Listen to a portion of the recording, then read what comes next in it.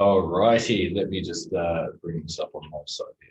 Right, so this is actually something that I've just added as a new module to the members area. As I've sort of alluded to, you guys are going to be adding more modules. Actually, wait, you can see my screen, right? No, you can't, of course, because I didn't do the old share screen. Mate, pre-coffee, I tell you. Gosh, there we go. All right. Anyway, so if I do that up here, like that. Don't do that. I need to pin myself so I know that I'm talking. Cool, cool. Who we got there? Can I just get you there? Who we got? Not muted. Mistake. I'm just gonna mute you guys. Cool, cool, cool. Hey Daisy, how's it going? I was gonna chuck you on mute. No offense. Just gonna throw you on mute for a second. Cool. Okay, so guys, this is something that I've actually added to the membership area. So you've got the full module. I wanted to hammer home and sort of impress upon the importance of some of the sections as part of this trade. And I think it's good just to kind of reiterate why this stuff works. So basically, when you are doing some form of promotion, using a deadline sales strategy is highly effective for a number of reasons. So I'm just going to go through the setup. I'll talk about the psychological factors about why it works really well, and then we can do a bit of a powwow in terms of you guys implementing it, and if you've got any questions related to that as well. So the setup is really simple. All you need to do is pick a date in the future that your offer closes. And so it could be 5 days, could be 7 days, 10 days. If you want to go out to 14 days, you certainly can. Give yourself a little bit more leeway in terms of doing the prep work for that. And quite simply, all you need to do is think of something like a significant bonus or a bonus with a high perceived value. It could be some sort of coaching opportunity. You could do like a little Zoom call, just like we're doing here, that goes over something very specific within your business. It can be, I guess, what else? I don't know, a group coaching, like over an extended period. It could be a one-on-one or like a group of one-on-ones, for example. Could be something some sort of training that you have. It could be a script. It could be anything. And the whole idea of it is that you are manufacturing a sense of scarcity. You're manufacturing a sense of exclusivity. And so just reiterating exactly what I just said, group coaching, bonus trainings, like I say, scripts, things like that, formulas, if you've got any kind of like thing that you do on a regular basis that helps you produce content or helps you knock over sales or helps you get, I don't know, easier lead flow or anything like that. It doesn't matter. Don't overthink the process of what it is. It just needs to have a form or a sense of value. Could be done for you content templates, for example. So ideally, you want to cap out the numbers as well. And so effectively what you're doing here is you're leveraging the deadline.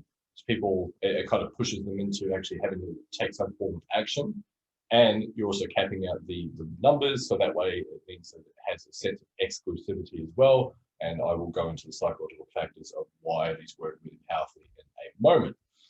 Right. So essentially all you need to do is make an initial announcement post and start building a set of leads or whatever. Now, if you're going to use it for the likes of the workshop, what I'd encourage you to do is basically have, for example, just start selling. Don't kind of lump them into one go and then like try to do the thing. And you can do this free and paid, by the way. You don't have to, there's no right or wrong with that. You can do like a free workshop and then have an upsell on the back end. You can do a paid thing. Ideally, like for example, giving a workshop or a high ticket offer that you've got, or a mid ticket, or whatever you choose, anything of that nature. And basically, like I say, you're ideally looking to build intrigue over an extended period and obviously start getting that kind of crunch factor into the buying process and into the deadline. So to give you guys a bit of a real life case study of this, when I set up the workshop, some of you guys have heard the story, so I apologize for repeating myself here, but all I did is I knew that I wanted to produce a workshop. And so I decided to put out a little bait post, and I put out the price that I wanted to put it at. And I got something like 3 comments. So I thought, oh gosh, this is a bit disheartening. But the kind of crazy thing is that when you have this deadline and you start, quite often you will get that. You'll get something like basically donuts. You'll get not much, maybe a little trickle here and there, and then especially you can kind of build up that almost like, I don't know what the term is, energy of some kind. I was going to say kinetic energy. I don't know if that's the right terminology, but basically you're building up this energy, and you find that it does tend to speed up towards the end.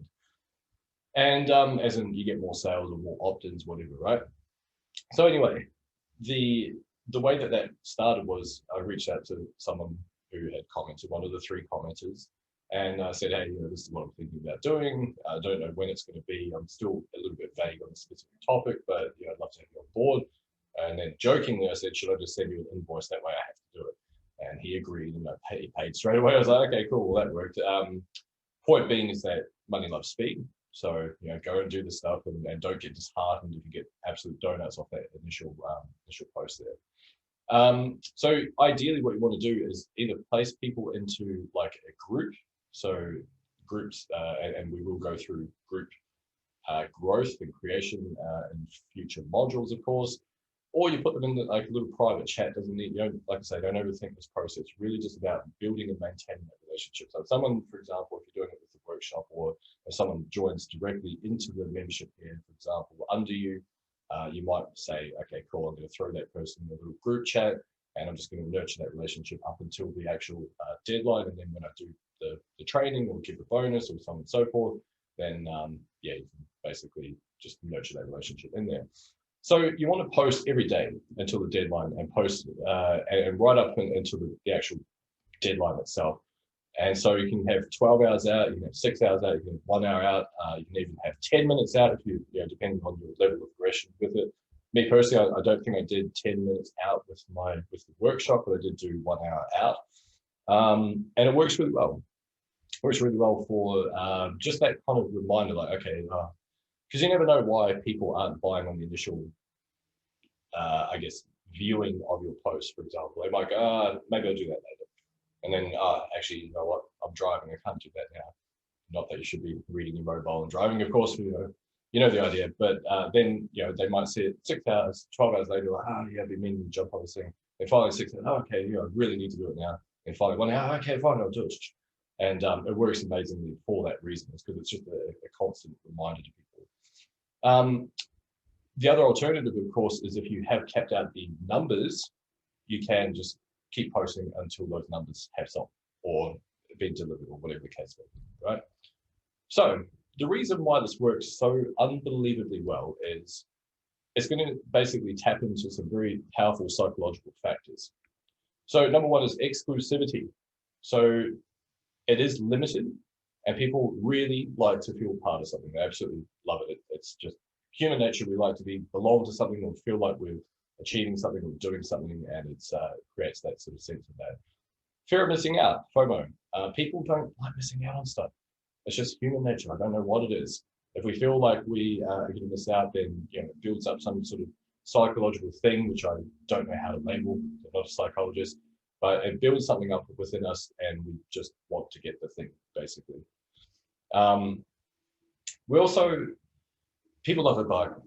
And in this case, you cannot control the cart page, right? You cannot control whether I offer a discount workshop or membership, or you cannot control the other programs that you're part of. What you can do, however, is you can create a sense of high perceived value.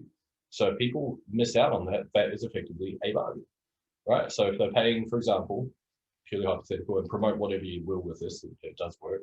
It can be even just a random coaching. I actually need to sell a product, and just give me $100 each, and I'm just filling 5 spots, whatever, right? As long as that perception of value and what they are getting out of it is have a very high perceived value there, then it will feel very much like a bargain. So therefore, people don't like to miss out on those. Again, scarcity, it's a slight nuance on fear of missing out, but because it is finite numbers, finite time frame in which they can get that thing, activates that as well. Repetition and reminders, and this is going back to what I was saying with the 1 day out, or 12 hours out, and 6 hours, 5 hours, 1 hour, 30 seconds out, whatever it is, right? And so that repetition is really powerful for instilling that idea that, okay, this is the thing, this is the thing, this is the thing, I need to get in this. And I guess the case in point for that is people that are jumping into the membership now. A lot of them have probably seen the membership for a little while, and maybe you weren't sort of early adopters of the membership. But then over repetition and reminders, you're like, you know what, I'm going to give this a shot, see what it's all about. And here we all are. Awesome stuff, right? So it is about that kind of encouragement to jump onto something and move forward. And I think the thing with that is why that is powerful is because, again, it's just that reminder. It just keeps feeding that thing. And I think some of you guys have probably heard this story before, but in February, as part of the Super Affiliate Accelerator, we did a challenge to throw out as many offers as you can, basically, without burning out your audience, all that sort of stuff. And so an offer can be as simple as a verbal, like, hey, if anyone's interested in working with me one-on-one, go to jgcall.com. There you go. Been practicing that one. For example, it could be a verbal offer, or head to this website, or if you're interested, drop a comment. If you're doing a live, for example, a video, it could be a post, it could be a story, it could be a poll within your stories, it could be a group post, it could be a live, it could be an email, chatbot, like all this stuff. It could be something that you do a YouTube video and you plant a call to action as part of that. And so I ended up with 72 offers for the month of February. And just to, I guess I'm going somewhere with this, by the way, but out of those 72, I think I made 34 sales across a whole bunch of different things. So SAA, my own coaching, low ticket product that I was promoting at the time, and all sorts of random stuff. And so the point that I'm trying to illustrate with that is that it was 34 versus 72 offers. I think the strike rate was, 44%. Don't quote me on the exact specific percentage there, but where I'm going with all this is that you can't lose faith if you don't get a sale on every time you put out that offer. And because, and like I say, the reason why these work really well is because quite often you'll have that, you'll put out a post, you put out an offer, and you'll get absolute donuts, and you might get like a like, maybe if you're fortunate, and then often not, maybe you don't even get a like, and so therefore you're like, oh man, this sucks. And so that constant reminder and constant bang follow-up is what is going to get people to take action, because you are tapping into these psychological factors. Now, this is something that I would encourage everyone to think a little bit outside the box on. So, think of these psychological factors, and if it's not a deadline, like look at how else you might be able to incorporate them into your offers, into things that you're promoting. You'll find that you will do really, really well. So a couple of examples. Now, this is something this person jumped into the workshop. That's the little link rotator there that I sent. So someone got credited with the sale for that. But basically, in this scenario, a person replied to my story. Now, I must confess, this wasn't me actually doing a deadline sale, but it works quite accurately in that same very way. This is just a response to my story. And then all I did was basically follow up. How'd you go? Because he ignored the first message. How'd you go with that? Bang, signed up. Okay, that's pretty easy. And I guess the point I'm trying to illustrate with this is that the fact that I've been throwing out, hey, join the workshop, workshop's awesome. I'm doing this, it's amazing. You should be part of it for perhaps an extended period, maybe a little bit too much now, who knows. Basically, the sales are converting a lot easier. Not every time. In fact, there's people that want me to write out basically a war and peace style piece of copy to explain what's actually in the workshop, in which case I do not want to do that. It's a low ticket product. I don't want to put too much time into something that doesn't, especially when I'm giving away all the bloody sales. Another example. This is someone that has joined the membership, and basically with this one, they were already part of the workshop, so they upgraded, right? And so with this one, hey, I saw you live, and I think at this stage, this was in the initial stages when I was just about to close the cart. And so, hey, I saw you live, so I made a verbal offer in my live, and I made a deadline. I had said, hey, the next three people that jump into the membership at full price, you guys can get a coaching call. And so I put that out, and I don't think I set a deadline on it, but that's what I articulated in my live. I had it in a couple of posts in the workshop Facebook group as well. and bang, all of a sudden 3 people upgraded. Here we are, right? And so that was it. Nice and easy. Doesn't have to be overly complex. Let's check that.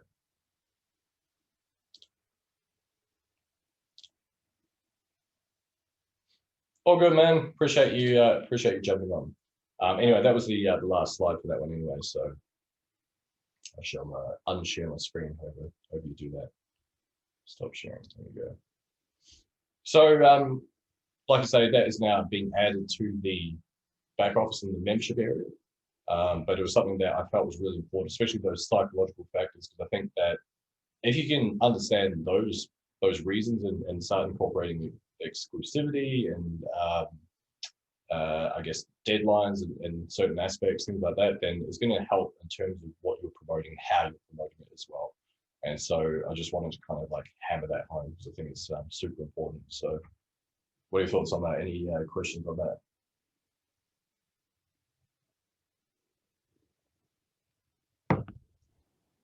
Question is, who's going to go implement it? Good. Brian's on it. Mike, I feel like you've got a tirade of questions to throw at me. Hit me up. What do we got? No, not this time. I mean, you could elaborate a little bit on what we were talking about over text. I didn't want to keep bugging you and texting back and forth, but sure. How you were talking about like framing them correctly to get the sale. Because like I've got no problem getting interest, but I feel like when I jump into the sales process, I don't know, it's almost like I'm missing something, because as soon as I like drop the product on them or talk about, maybe I'm talking about the features too much or something, then they ghost. Yep. Or whatever, right? It's and you were saying it's all about how you frame them and whatnot. So maybe you can go into more depth on that. Oh man, you love these early morning curveballs, don't you? Let me load up my brain with caffeine. Give me a second. Absolutely, man. Take your time. So to elaborate slightly on what you mentioned, you were referring specifically to messenger stuff at this point. Yeah. So I guess when I say pre-framing, it is probably more in reference to a sales call. And so it's a lot easier because you can read what the other person is doing. You can sort of get a feel for tonality, and you can sort of just, you can kind of just frame it. Hey, look, this is how this is going to go. It's a bit of a fact-finding mission to see if we're going to, blend well together, and if we're going to be a good fit together. At the end, if I feel like we're a good fit, then I'll see if you'd like some more information on my products. Is that cool? Yeah, okay. So it could be as simple as that. That would be a pre-frame, because that way you're setting the expectations for the actual call itself. But let's concentrate on messengers. I think it's more important. So pre-framing probably does it. It's a little bit trickier to do in Messenger because, again, you're coping with time zones, people ghosting, the miscommunication in the written text, which happens a lot. Different language patterns for all of us globally as well. So do you know where you're getting stuck? Do you know where the ghost part is happening? Well, you know what? I think that just answered my question anyways, because like, I think it's just best to tell people, hey, like, let's jump on a call. Here's my Calendly. Let's jump on a call. If you don't have time to jump on a call, then maybe it's not a good fit anyways, right? And then that way I don't have to deal with the ghosting. I could actually deal with their objections right on the call and just, work on it from that angle. So if in that scenario, I would probably encourage it, depending on, like, if you don't have just a filter to go through, because what will happen is if someone comes through a process and they see, okay, as part of an application process, like, are you prepared to invest in this outfit? Do you, all this stuff, and, are you a hard worker and all that sort of stuff? It scares a lot of people off, rightfully so, because clearly it's labeled as a sales call, and so therefore people are like, oh shit, I don't want to be like some sort of high pressure situation. So if you don't have a filter, you're going to get more volume. But if you do have a filter, you're going to get less volume, less people actually fill out in their thing, and they go, oh, well, this is sales call. So what you can do is set up your Calendly to have like a 15 or 20 minute, just a bit of a powwow. And what that effectively does is it allows you just to go, hey, listen, we're just going to cut the chase real quick here. Just want to make sure that we're on the same page, and just have like a list of questions that you go through. And some people call it a triage call, and it's kind of like working out where they are in their business, how you can actually impact them, whether they might be a good fit. And the good thing is you're not spending days in Messenger to work out that they aren't financially capable of investing in anything, or they don't have anything they don't want to invest in anything, you know what I mean? So you're giving up sort of like 15, 20 minutes and you just bang, bang, bang, bang, bang. And so at the end of it, you can either do one of two things, which is, hey, listen, today's been great. I really get a great sense of where you're at in your business, and I really feel that I can help you out. So why don't we actually set up a proper strategy session? I can go through exactly what you're doing and how I can potentially help you with that. And we can formulate a bit of a plan for that, when's good for you.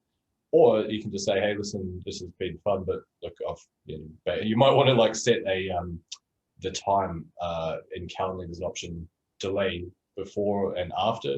And so you can have after, and you might have like an additional 45 minutes. And so what that means is that if things are going smoothly and you get a sense that, oh, yeah, okay, listen, I don't know.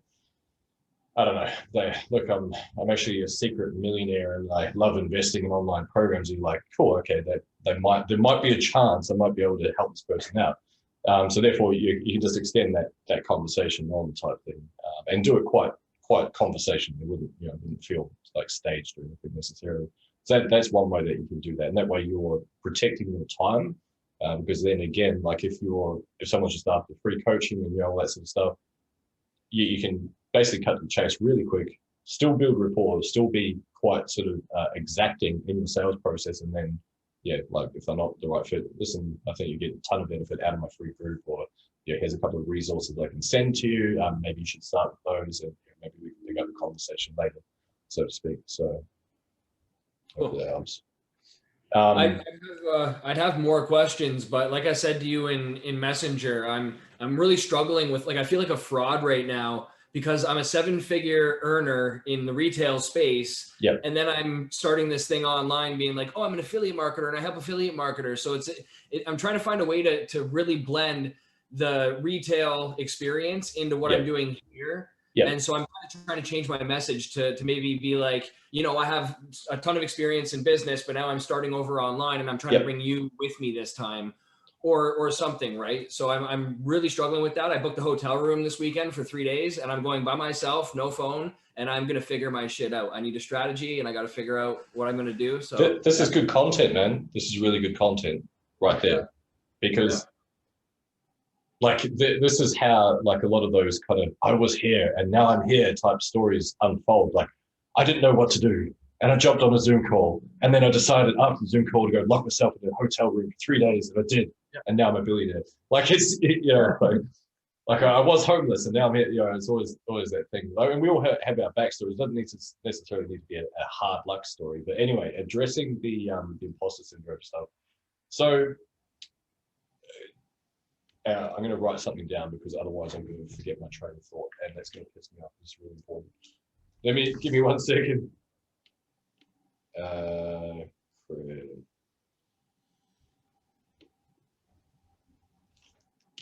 You're getting old when you have to write down your thoughts in case you forget them, don't you? Anyway, so basically the first thing I was going to say is in reference to that, in terms of imposter syndrome, if anyone's experiencing that at all, first of all, it's quite natural. Don't sort of like apply too much pressure to yourself. It is something that even at my stage I go through. I'm like, I mean, I'm doing well, but I'm not like a millionaire. My God, maybe I suck at this whole marketing thing.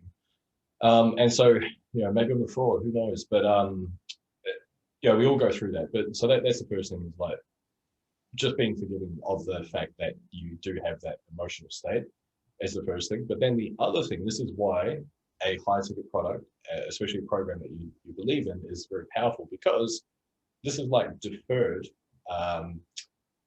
credibility and deferred authority onto the actual product itself. Because it doesn't really matter what your results are, because the product itself, in our case, very fortunate for those of you that are promoting SAA, very fortunate that there are, there's so many different success stories that have come out of that. There's students from 59 countries who've had people hitting 6 figures, had people gone to unravel, that's the word I'm going to choose, their own coaching and their own like programs and those short courses and their own workshops, and people that have used that to blow up offline businesses. There's like all the stuff there. And so I guess when I start feeling like that, I'm like, oh man, like Jamie, you're not a billionaire from your online endeavors yet. What have you done with your life? I start thinking back to all these success stories that have come out of it, all the stuff that has helped people, the stuff that if they've taken them, the things that we never even hear about. You just happen to get this little glimpse in Messenger, like, oh, hey, one person on this very call used the training to write a better letter to the real estate agent to secure a property. Like, amazing, like that's ridiculous in my mind. But I guess where I'm going with all this is that it doesn't matter what your personal feelings are about, like, oh, I feel like an imposter, because all you need to do is just be yourself. You just need to be yourself to your audience, and people will resonate. Some people are not going to resonate. Some people are going to resonate with who you are, and some people are going to just not like you. That's just human nature. Some people are going to really like you, and then some people are going to be intrigued by what it is that you do and maybe want some help with that along the way.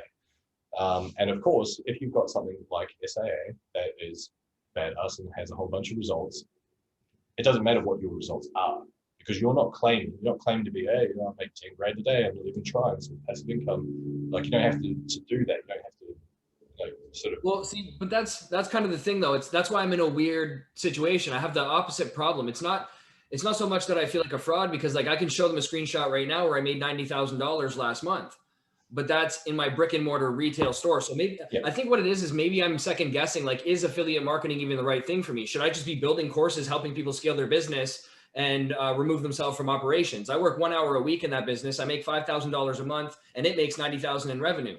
And so many people would like to be in that position. So maybe I'm just scared of teaching that because I'm insecure about myself as an entrepreneur. Meanwhile, I could teach people that are a few steps below me, right? Yeah. So I'm kind of thinking maybe I want to create my own courses and my own coaching. So I'm just not sure if I'm in the right spot right now. So that's why I got the hotel room to go lock myself away and see if I'm really going in the right direction. Because like again, it's like I don't have any results with affiliate market. Well, I do. I made $1,500 in my first month, which is still good results. Good. It is good. But then people ask me, they're like, yeah, but you make 90K in this other business. Why aren't you teaching me that? And it's like, well, that's a really difficult business to teach, right? Like it's really hard. And I've never done marketing. It was all organic marketing. So it's not like I can really be like, oh, I can teach you how to do this digital marketing stuff. It was all organic brick and mortar loyalty program shit. So, but okay, let's isolate that real quick. So with that one, it's a mismatch of your audience, that's all. Because your people are seeing you and your credibility and what you achieve, all that sort of stuff. And they're like, I want that. But then the mismatch is because these people are like, well, I've got no business, and I'm like, I don't really know anything about that. But the mismatch of audience is, if you were doing what you're saying in terms of the coaching and how to do stuff with your business, what needs to be in place for that to happen? Someone has to have an existing business, and you just come in and go, all right, systemize the shit out of that, get rid of that, hire this dude, get rid of those things, put these on display over here, get this loyalty program in place, bang. Yeah, there you go. So that, like, and there will be many businesses that you can help like that. But the cool thing is, a business that is in motion, they have already got that stuff set up, and they have momentum. It's a lot easier to help them, and it's a lot easier to serve them. But the other thing is, budget-wise, they probably have more budget. They probably are prepared. If they can get to from, let's say, $500,000 to $1 million a year in revenue, $1 million plus, and you can help facilitate that. But not even that. Don't forget additional revenue. Imagine if you can just systemize things so they're not feeling this pressure. They're actually making more lifetime value out of each individual customer. And because you like, was it last week or week before you were telling me about your loyalty program? Yeah. That's some ninja stuff, man. And so, like, I know I can help a business owner double the revenue and half their time in their business. I know I can help somebody do that. So that's why I'm kind of like, okay, well, instead of pulling my credibility from that over to affiliate marketing, maybe I should just stick in that zone and play there in that sandbox. Yeah. I mean, and so the confidence in which you say that as well, that's the other thing. And so therefore, I think you're answering your own question, to be honest. I think I can go eat dinner now. I got everything I need out of this conversation. Yeah. See you next week. One thing I was going to say off the back of all that, sorry, not specifically that, but the imposter syndrome thing is, so in the beginning stages of your affiliate journey in general, your online journey specifically, is that you need to you need credibility. You need to somehow work out a way to get credibility. And so the problem is that no one has credibility to start with. It's not like you start at the top of the ladder and like, hey, look at me, I'm a guru. You know, buy my stuff. You can get there, of course, but the manufacturing of credibility happens because, and when I say manufacturing, I don't mean in a clandestine sort of dodgy way where you're like trying to be unauthentic and whatever. What I mean is that people need a reason to follow you. And so you often talk about being a leader and being a victor, not a victim, all that sort of stuff. But to take it one step a little bit deeper, the very first, like the starting point of all that is look at the non-tangible things that you can bring to the table. So the non-tangible, and sometimes the completely unrelated things that manufacture a sense of credibility. And we all have a very unique story. Each and every one of us here has a very unique story. Mikey, I'd be just talking about your 7-figure business all the time. Like that was, because that correlates. People would automatically go, oh man, this guy's shiz. I want to like follow this dude. Like there's all sorts of things we can bring from our existing skill set, our existing life path that relate to people, that build our own credibility. But then you also got the online stuff that you're doing. The online stuff that you're doing is, again, the non-tangibles. So let's start with that. If you know how to go out there and create massive amounts of engagement and build an audience, what does that give you? It gives you social proof, right? So if someone sees your profile and you've got like 150 comments and 100 likes or whatever, vice versa, instantly you have manufactured social proof, because if someone stumbles upon your profile, they're going to go, wow, this person must know what they're talking about. Subconsciously, it might just be like a little snap decision. Okay, this person must be legit. No matter what your content is, no matter anything like that. So that's the first step. And so then, of course, you have a form of credibility. So what do you do with that? You then go, okay, hey, who wants to see how I was able to boost my engagement by 85% in the last 2 weeks? Drop a comment below. And you're going to get a whole bunch of people, as it's called a comment ladder, a back post.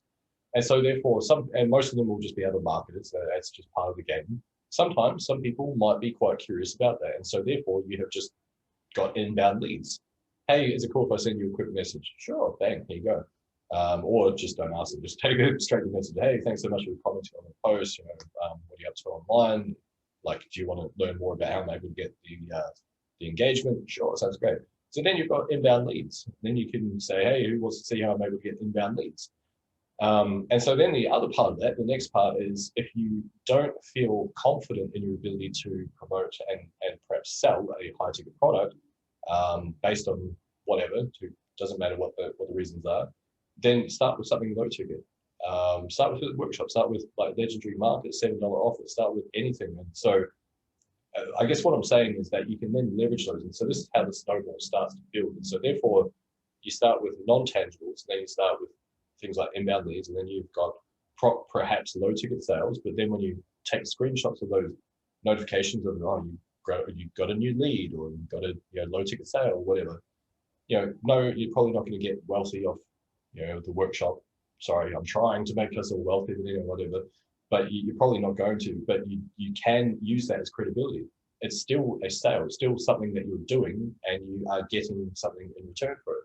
And so when you show those off in your stories and on your profile and whatnot, that is massive. And if you don't have any of that stuff, the other thing you can do is, based on the amazing skill set you all have, because you've all been doing this for a little while and you've been absorbing so much information, is you can hop on a call with someone without any expectation whatsoever. It could be someone who is in the same program as you. It could be someone who is external. It could be someone who's just a complete beginner and they just need help with something. And you can do that in exchange for a testimonial. And so therefore, you're again creating credibility. You're creating your own social proof. Someone is validating, Benji was so helpful on that call. He helped me with X, Y, Z. Having set up the thing, awesome, that's brilliant. Now you've got social proof. So whether that is in video form, most people probably aren't going to have the confidence to do so, but they might write a few lines for you. And if that's the case, that's awesome. More credibility. And that snowballs. And so if you look at, we've often talked about the RVL, store the content formula. And unfortunately, a lot of people are throwing stones at that at the moment. But the key element of that is the R part of it. That is the key element that's going to move the needle in your business. And so if you can keep putting those results out, it doesn't matter if they're not your own either. It can be the program that you're with, it could be your colleagues, could be, like I say, testimonials, could be anything. And it's like, it just keeps hammering home that idea. This person's legit. Yeah, whatever they're doing is awesome. I want part of that. And of course, eventually you get to this point where, you start getting these high ticket sales. And then once you get a few high ticket sales, you leverage that and snowball that. And then what happens, and Mike, I feel like, sorry to pick on you, man, but I feel like you probably experienced that to an extent now where, and I'm going through it at the moment, which is kind of ironic, but you often have like this kind of influx of sales and things that are happening that are good, but then you end up burning out your entire pipeline. So then the next part of it is the next part of your mindset changes, because then you need to like, okay, well, shit, did I fluke that? Or, okay. And then you got to stack up in credibility again and give people a reason to follow you and to buy from you. And that comes through, again, the results part and creating your authority by then helping people out, all that sort of stuff. So that is how you do that.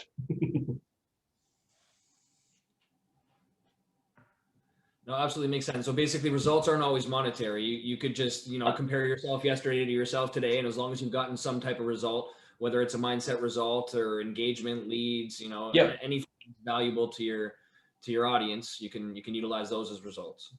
100%. And like, even with, even results. So like, every time I'm making a sale for the workshop and it's falling under someone, I'm showing that off. I'm not giving a specific price on that. I'm not just saying, hey, congratulations, you made 18 bucks, you're going to be a millionaire by tomorrow. I'm leaving, like, I'm omitting that because there's no point anyway.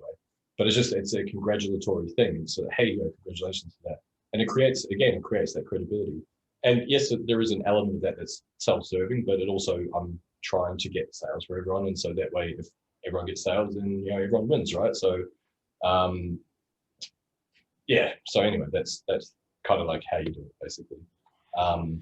And I think if you ever feel like, because like I say, you go through this lull, and I've seen it happen so many times where people often start making a few sales and snowball. It feels like it's starting. You're like, yeah, this is it. This is the thing where things are going to finally take off.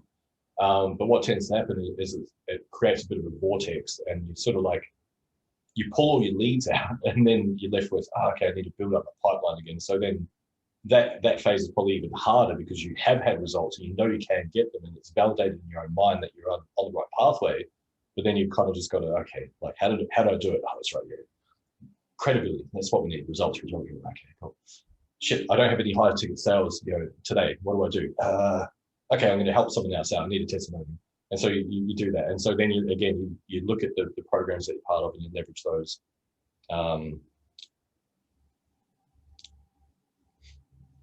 Yeah, it happens to everyone, totally. And there's something I didn't actually notice it until, well, I knew it happened to me. It happened to me in November 2019. I had a huge month, and I was like, oh, well, by my standard, it was big. It was 10K at the time. I'm like, my first 10K month. I've gone from having $84 in my account in late October to like 10K over the 30-day period. I'm like, oh my god, it's amazing. But then that same thing happened. It drained me, and so then the next month was like pretty rubbish. And then we had closed the doors for SAA to work on the beta. So then all of a sudden I had no income again. I'm like, this sucks. So yeah, I mean, it's just one of those things. You kind of have to, you sort of have to like just keep maintaining that pipeline. Otherwise, it just sucks out all your leads, so to speak. That's why I think it's kind of important to make sure that you're also building something like a blog or a YouTube channel or something where you kind of can grow an audience that you can somewhat automate down the road, and that way you get like a bunch of eyes on your offers. Of course, yeah. It's great to focus on Facebook organic, but like you said, at some point you're gonna have those highs and lows where you've already gone through all your leads, and then you got to recycle them again. So in my opinion, it's always great to be building some type of audience somewhere else that you can take advantage of when those points hit.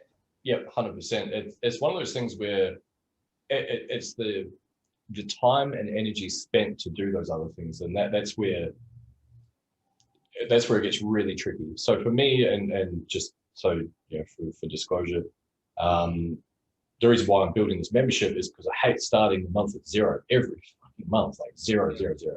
Like I have to work off like to get sales, and because I'm not a business owner, like for SAA, for example, I'm an affiliate just like everyone else. So it's the same gig, and I don't like that feeling of like when I went to New Zealand a couple of weeks back, and I was like, oh, cool, pretty much just lost half a month's work, and so therefore half a month's income. But then the flow-on effect is now I'm playing double to try and catch up to where I was and maintain a sense of things. So it could be hard, and so therefore, you do at some point you do need to start looking at ways that you can move laterally at least anyway, and so whether that's another platform to do drive more leads, and if you look at some of the people from SAA, for example, they've gone on to say Legendary taught about jumping onto TikTok, so therefore they've jumped onto TikTok, and so but it's actually quite clever for some of them because they've started to drive leads over to their Facebook group, so it's actually just a new traffic source, which is kind of cool.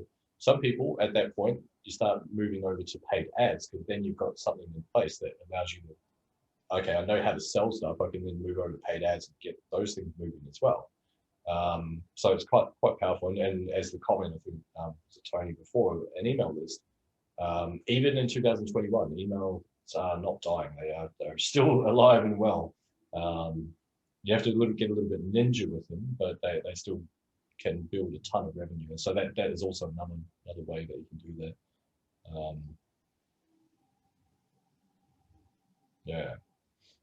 There's actually one of only 3 people I've ever met over the last decade of being online is one of the SAA guys who makes money from buying solo ads, which is just buzzes me out, absolutely buzzes me out that anyone can make money with those things, because I know that there's people in the membership that have spent about 11 grand. I spent about 4K. And you wash your mouth. We should wash it out with some caffeine though. Sorry. Well, yeah, realistically, the goal is to try to get as passive as you possibly can, right? So eventually the goal is to try to move away from constantly messaging people and everything else. So you have a strategy in place to transition. Yeah, 100%. And so with that one, I mean, the likes of the organic stuff, I think it's a way to cut your teeth. You learn prospecting 101, and you learn sales and marketing and content creation and crafting your offer. And I think that is so unbelievably powerful, because it means that if while you're waiting for your blog to kick into gear and actually start making some sales, I could just hustle and whatever, help a few people out and hopefully go do this thing. Once you've been doing it for a little while, of course, so you do get that level of confidence in that. And I think that is so powerful, so important. But again, like I say, at some point you're going to go, okay, how do I start building assets out? And assets don't necessarily need to be a membership, they don't need to be a course necessarily, but they can be little things like free trainings. They can be paid group coaching. One of the trainings I want to give you guys eventually through the membership is how to run your own paid workshops. I think they're really powerful. I think having a list of buyers is very, very powerful for your business. Very powerful. In fact, to lay some numbers on here, and I've done this is a hearsay in the industry. I have yet to confirm if there's actually any statistical evidence behind it, but I would say it's pretty accurate. But what I heard was that a buyer is 12 times more likely to purchase based on your recommendations. Again, meaning that if someone has purchased, doesn't matter if it's a $2 offer or a $10 offer, whatever, or a $1,000 offer. If you say, hey, listen, I've got this tool, it's amazing, it's called ClickFunnels, you should buy it, they're 12 times more likely to jump onto that. And conversely, if you've got like an ascension beyond that, like eventually when I roll out my amazing super duper group coaching program, and you guys are all like, yeah, let's jump into this, it's amazing. Anyway, no, I'm kidding. But point being is that there is a natural ascension that can occur, and regardless of whether it's your own stuff or external, like as an affiliate product, super powerful. And that's why, even though yes, we are affiliates, I think that you can leverage both. I think that you can have a paid offer as a low ticket, for example. And I'm not suggesting low ticket's the way to go. I'm still, this whole thing is very much an experiment. And if I burn myself out and it turns out that I'm not enjoying it anymore, then You know, I don't know how that's going to unfold for things, but that's sort of the main crux of it there. What I want to get you guys to do is run paid workshops and get a buyers list together and ascend some of those people up to, you know, whatever else you're promoting.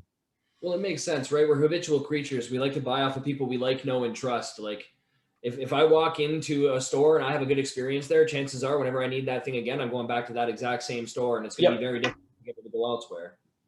Yeah, absolutely. And that's what I don't know if you guys noticed, but I tried very hard to load that front end up with as much value as I possibly could, and in the time span that I had to do the presentation. Plus the bonuses, I think, as well, are pretty congruent. And that was very much for vested interest, which is that more people are going to ascend up to this membership. And I'm still working on it. I'm still trying to make the flow congruent. And it's an interesting task to try and make everything click and increase the conversion rates and all that sort of stuff. But yeah, it is, you know, it is something that once you understand that, and I think even doing these, like I say, the deadline sale thing, it's just really powerful for when you've done it and you understand like why it works as well. Like you're like, oh, okay, this is cool. Because you understand that, okay, if I can build an audience, I can do one of these things. I can do like I've also added things like my, I call it the quickfire cash. It's just a name a coin, but it's basically just doing a self-liquidating offer. Like, you know, this is only available for 3 people. Once it's gone, it's gone. Drop a comment if you want it. So that is diluting at the moment, by the way, that thing, but you know, from a different audience, or sorry, to a different audience, they probably have a lot more efficiency.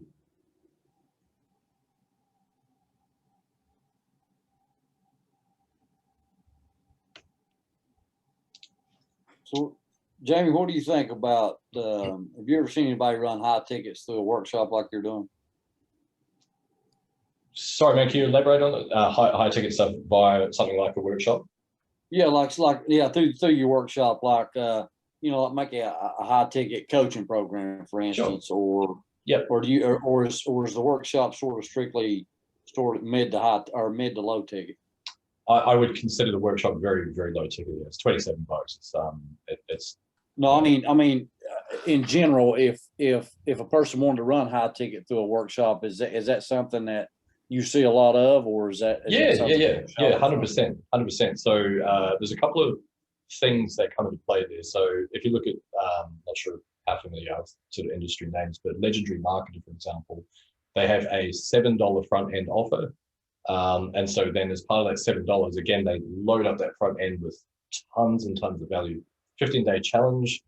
So they try and get you ingrained into, I guess, being part of that. You also get a, what I call it, a success manager or something like that. It's a salesperson, but it's a success manager or whatever they call it. There's some sort of name there, but and they give you a call, and I think from what I understand, the process is, hey, I'm just here to help. Give them another call in a few days. You know, hey, how's it all going? Have you thought about, you know, what you might want to do next? Last call is basically our business advisor. Okay, yeah. Well, it's a salesperson, but yeah, and then they lay the hammer down on the last call. From my understanding, I haven't actually been through that process myself, but anyway, so that's an example. There's $7, and then the upsell is $2,500.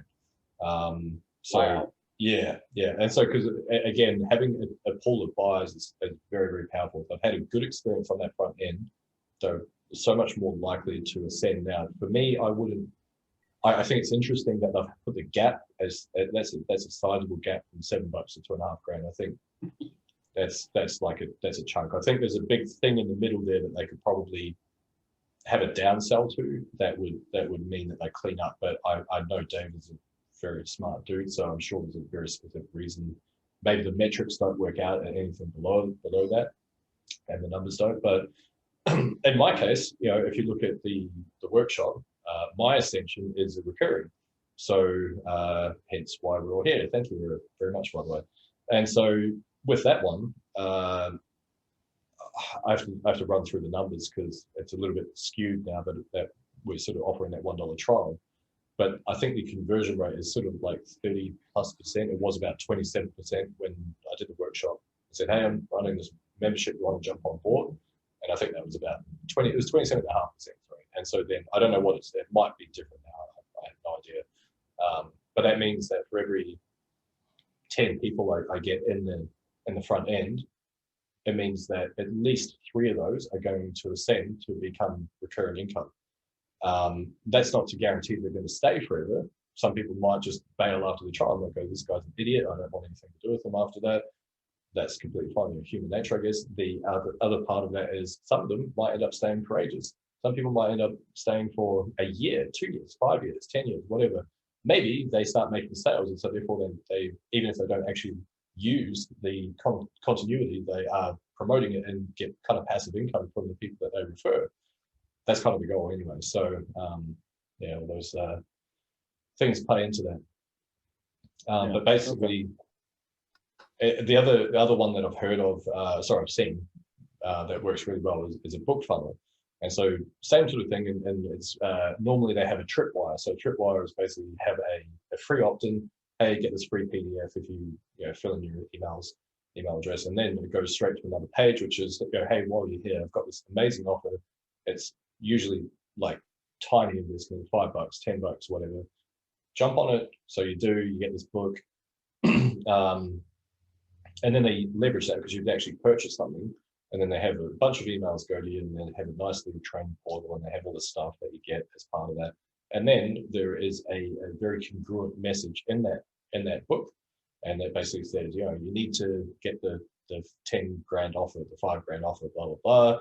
And then they encourage you to jump on a call, or they just direct you to a cart page. And because of that, the buying factors in that are all sorts of stuff in terms of what's in the actual material itself, as well as just the sometimes the reminder, like, hey, you've got this training portal here, and it's like big, check out our next training thing there and whatever. So that can work really well.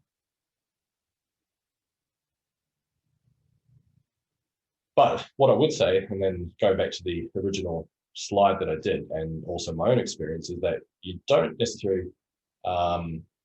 Thanks, Mikey. Appreciate it. Have fun in the hotel. It's gone. In my experience, you don't need to, like, you might have a course idea, you might have a workshop idea, whatever. You don't necessarily need to. You don't need to plan it out for months and months and months in order to make it quite successful. So in my case, I just had a $7 a month piece of invoicing software, and that was the first like 3 to 4 sales I made off the workshop with me just sending that. And I thought, okay, I better put the effort into making like at least a cart page. And the cart page like converted like crazy. It was just like, hey, you're interested? Sure, bang, here you go. But I was leveraging the deadline. I was setting constant reminders, like, hey, you want to jump in this? And I think I ended up with, there was 40 people in the group. A lot of those were people that had just joined, my coaching, different things like that. And so, but I think paid wise for the actual, just the front end workshop was like 32 or 33, something like that. So point being is that I started off with like 3 people that were interested. And then eventually, after going through that deadline process, bang, everyone started jumping in and wanting to see the workshop side of things, which is kind of cool. Now I think we're up to 74 members in the workshop group itself, which is pretty cool. So yeah, but anyway, the point of all that is don't overthink that process in terms of like how it all comes together, because if you have that clout within your audience, that know, like, and trust factor, you've been putting out value for a little while, and you have got that credibility, and you've gone through that process too. And I'm using the word manufacture, but I don't mean it in a just authentic, an unauthentic way. I mean it, just quite literally being yourself. But you do end up manufacturing that credibility, and so therefore people tend to just, okay, well, I want to see what this dude's got now. I'm going to jump on this offer type thing. And it does get to that point, so to speak. But of course, you do need an audience. That is the key to it right there. If you don't have an audience, you don't have engagement, things like that, then yeah, it sort of defeats the purpose.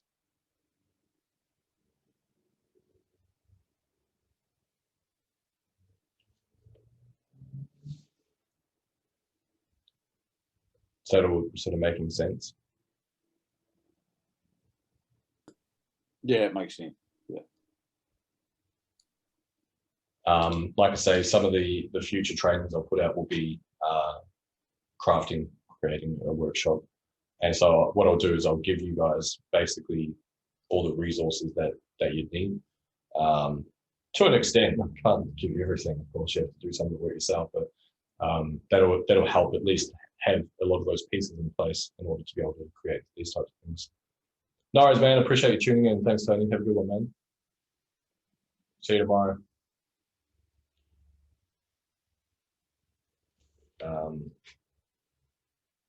Yeah.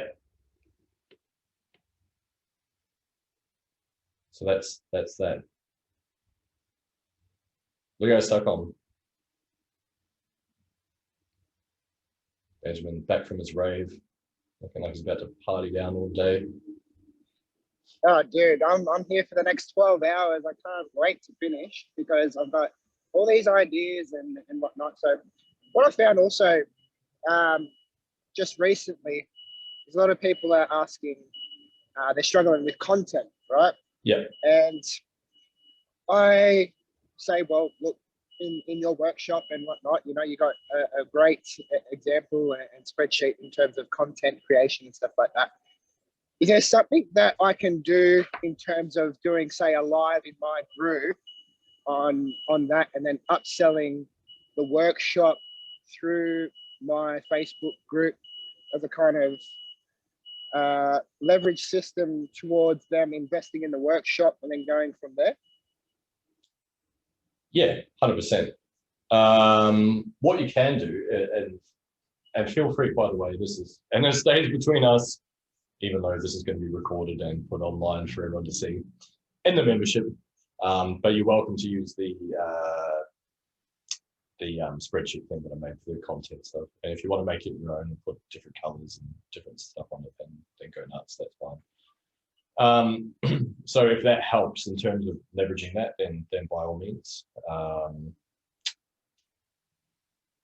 Or if you don't want to relabel it and you want to just give that as an offer, just be mindful that you're not going to be building your brand so much as mine, and so therefore just be mindful of that. Yeah, how would I do that? So yeah, if you're giving something, so this activates the law of reciprocity, basically, which is quite powerful. It's basically the idea that if you have given something of a perceived value to someone, they are likely or subconsciously they have a bias, to return that favor, to give something in return, no matter what it is. And so therefore, if it has a high perceived value, like, you know, they get stuck with content, hey, I've got this thing which is amazing, you should try it out, then yeah, it's super powerful. So I've actually got a landing page for that particular thing. It's on ClickFunnels. I'm happy to give you the template for that. It's converting, and bearing in mind this is to my own warm audience, so I don't know if that makes a huge difference, but it's converting at 76%. It's huge. I've never had a landing page that's converted that highly before, but it is promoting one of my other products. So you probably leverage that, although it'd be a bit of setup, leverage that into the workshop, maybe, I don't know. Yeah, but I'd probably, given I know that you're working full time, man, I probably wouldn't get too fancy with it. I'd probably just take the raw resources and look to kind of get that in their hands, and then use that as leverage to see if they are open to learning more about that type of stuff. Like if you're stuck with content, you know, I've got this thing. Do you want to see them like how to sell stuff? Go, I've got this thing. Yeah, I understand, man. I think for the moment, like going back just a little bit back into the conversation even, and I wrote a comment as well, you know, in terms of leveraging other platforms if you have the time as well. So long story short, I did a TikTok, took 60 seconds to create. Obviously just did a quick video, 3 minutes to put all the hashtags on and whatnot, put a call to action in it. And that's one of the way where I've generated leads in terms of upselling for the workshop and stuff like that with fellow affiliates that are online on the TikTok space and whatnot. It's just also that credibility factor, I think, because one of them actually commented on that video and said, well, how can I trust you when there's other people with millions of followers that have all these, screenshots of their $1 million bank accounts and stuff like that? I said, look, I understand that, but we're taking a different approach here in the organic world, where we actually form a relationship with you. We don't just send you to a funnel and you do your own research and you're off by yourself. Yeah.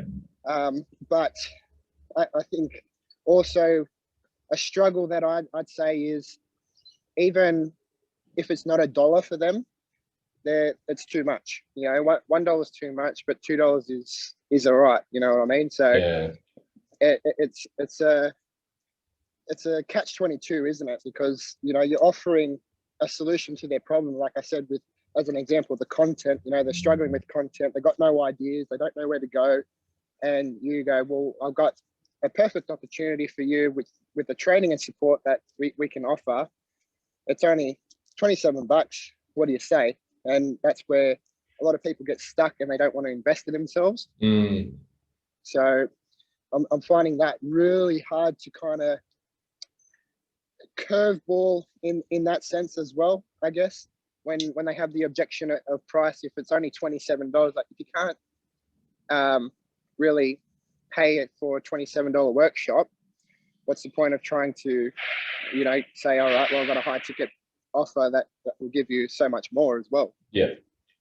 So in fairness, the workshop's probably underpriced, I would say. And 100%. Yeah, 100%. No, trying not to say that with a sense of conceitedness there, but I think that the value is quite good. So it's probably more reasonable that it should be a little bit higher. However, I do have a cunning plan to smash it with ads. And so when I smash it with ads, it needs to be at a lower price point in order to facilitate a split buying decision, like a split-second buying decision, basically. And so that's the logic behind maintaining current prices. So going back to the very start of what you mentioned before, man, in terms of if people are giving you static about your lack of followers, or why would I trust you versus someone else? Well, it's hard to change that mindset, but I think there's actually more of a trust factor with the everyday person that just happens to be doing this stuff online, that happens to be making money, or not necessarily. Don't necessarily see that as the only barometer for success, by the way, because otherwise, it creates a comparison game if you're doing that, right? But anyway, just you happen to be doing this online stuff, and it happens to be something that you enjoy and you're passionate about, and you're learning and you're doing stuff, you're trying to impact other people in a positive way. For me, I would see that as more beneficial that someone has less of an audience, because I know that they're probably going to be more invested in the process. If someone's like a mega guru and they've got like 1 trillion followers and they've got $1 billion in their bank account, I can't imagine being able to get one-on-one time. I can't imagine being able just to get help from them type thing. So, but again, that is because it's mass market as well. You're going to run into that type of stuff, because that is, they don't know what affiliate marketing is, right? So they're kind of like, well, what is this stuff?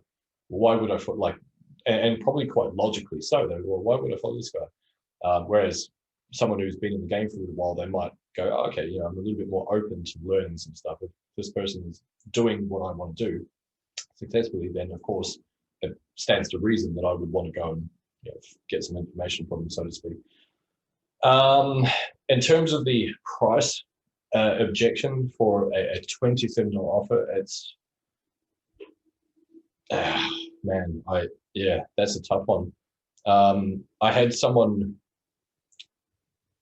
last night actually who wanted me to do an elevator pitch for the workshop, and they wanted me to send a voice clip to them. And I know this person, so I've been connected with them for quite some time, and so I found myself getting rather frustrated at that. I'm like, listen, it's $27, and I don't want to dismiss how much value that might have for someone else. I get that we all have different financial thermostat, but I was like, all the details on the sales page, maybe I need to tweak that and make it more obvious. I don't know, but that's something I can refine over time. But it is actually converting quite well. So I don't know if it needs much of a tweak. But it was kind of like that thing of like, how much do you put into that sales process, right? And if someone is, if they're being that demanding, they've probably got a growth mindset. They're probably like expecting some sort of miracle I think people could quite literally take some of the stuff I've taught in that workshop and go and make a shit ton of money personally. I strongly believe that. Because that is, I didn't leave anything off the table. That's exactly what I do with my day. I had to, for the interest of time, I had to kind of like minimize the time I spent on certain aspects of it, but that's essentially what I do, right? So, and it seems to do okay. I don't know, call me crazy, but yeah, those pricing ones are hard, man. I think what you be inclined to do is try, if you can, to introduce a knowledge gap just before you get to that point when you drop in the pitch. Because if someone's just like, hey, I'm getting stuck on content, that's where you need to really dig in. Oh, why do you think that is? What is it about content that you're stuck with? What part don't you enjoy? What part are you finding most difficult?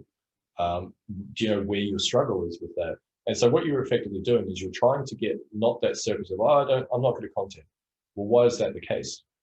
Let's dig deeper into that, because there'll be something behind it. Because then if you can solve that problem, that's when, like I say, you can introduce a knowledge gap, which is basically, if they think, okay, well, I really don't like content, like, okay, well, I've got a tool that can help you map out a week's worth of content, give you prompts, and that's something that's going to help. Sure, bang, let me get that in your hands. Hey, while I'm here, here's one of the things that I've discovered. Like, what are you actually doing?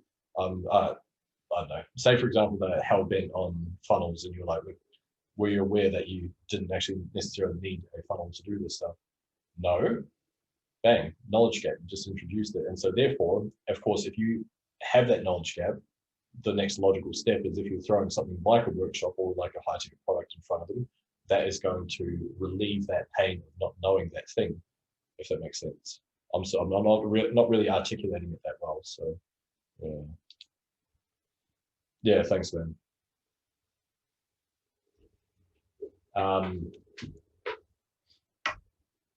Yeah, the sales script alone is worth, like, it is.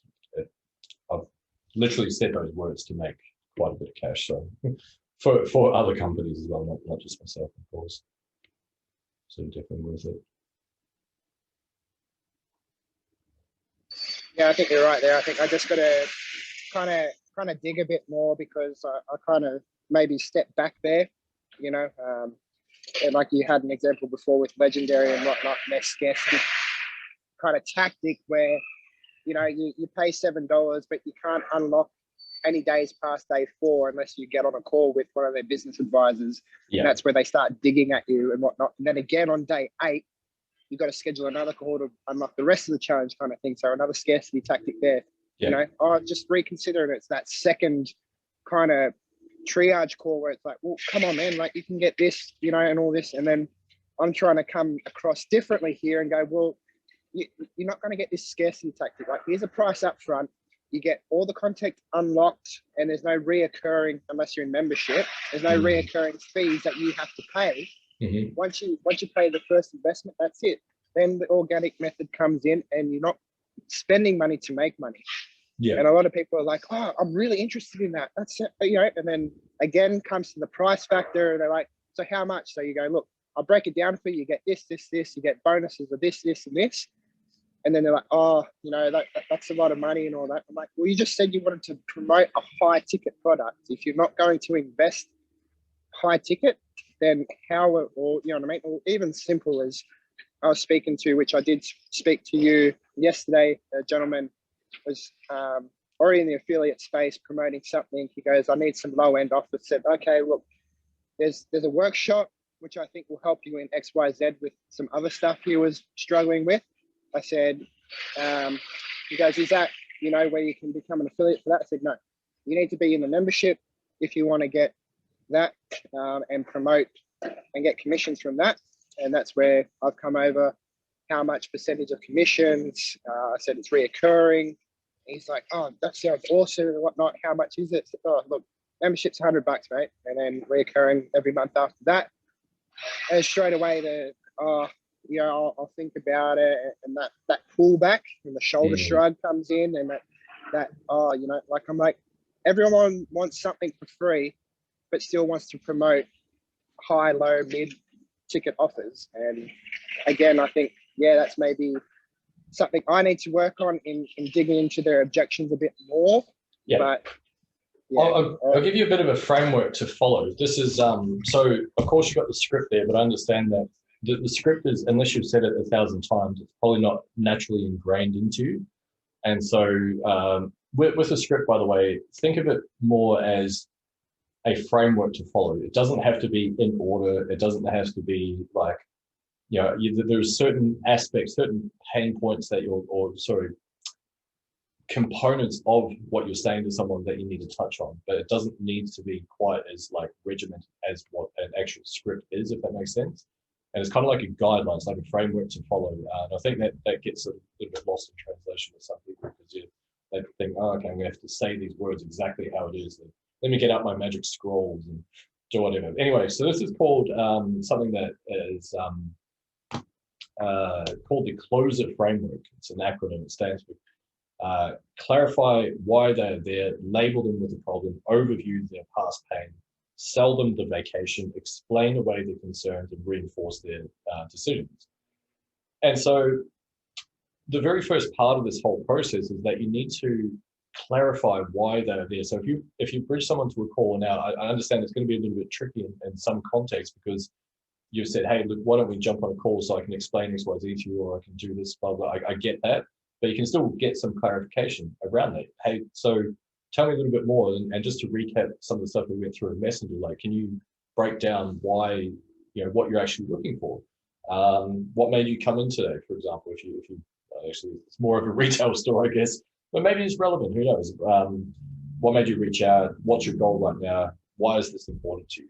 And so you're trying to ask those what and why questions, especially in that initial phase, because the what questions are open-ended. They can't say yes or no.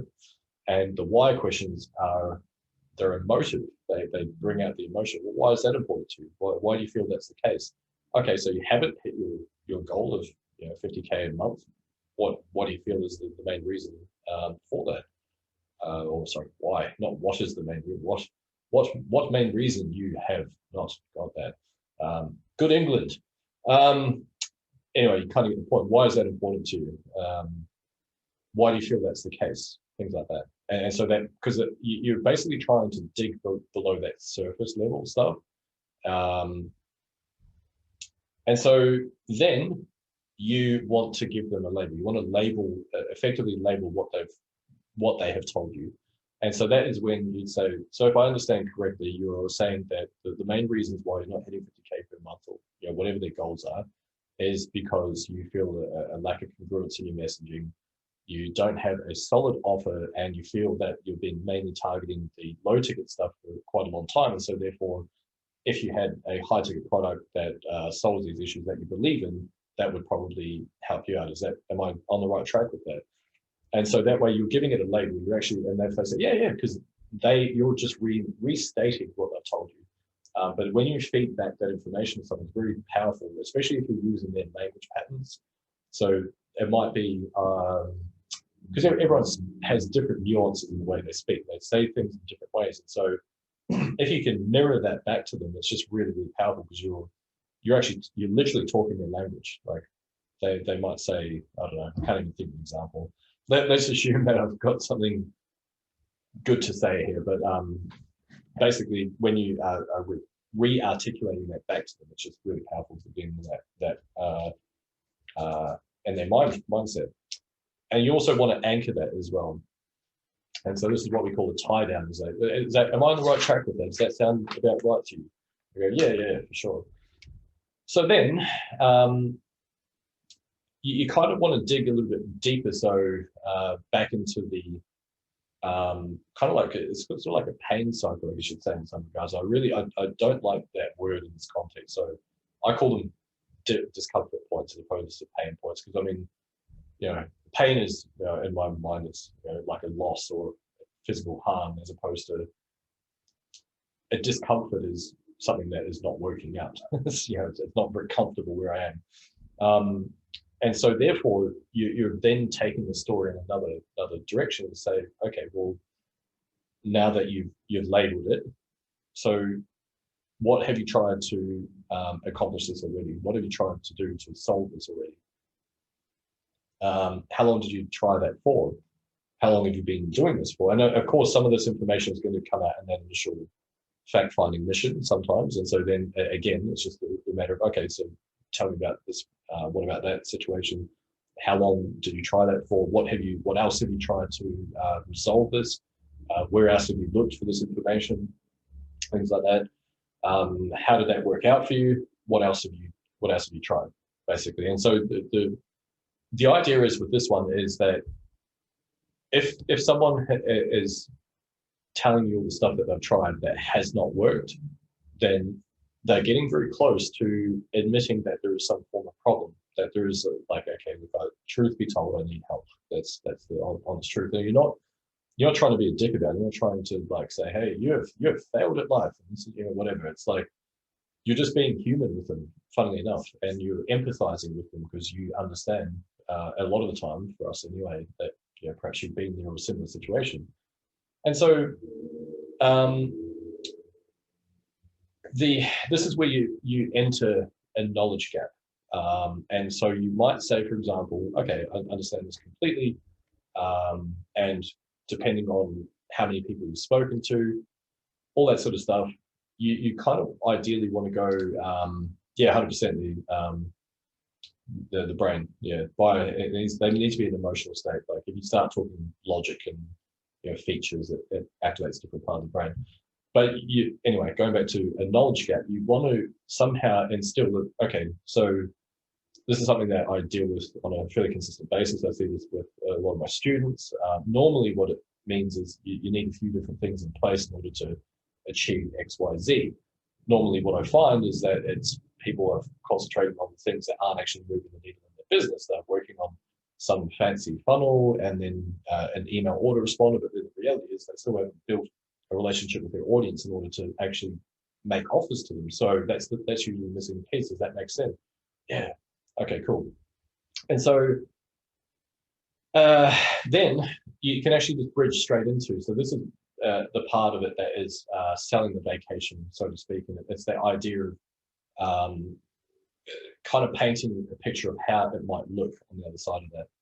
And so for this one, it would be something to the effect of, so look, if I understand correctly, these are your goals, and you're saying this is roughly why you haven't hit these things.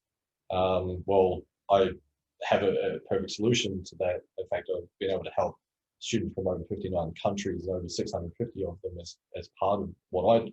Of course, me talking in first person here. So word it however you want, but you kind of get the idea. Can I tell you a bit about what we're up to and see if that's a good pathway for you? So again, it's like permission to pitch. And I'll just say, yeah, sure. And so what you ideally want to do is start thinking of some anecdotal stories from your life that just kidding. Classic. No worries. Thanks, man. Sorry.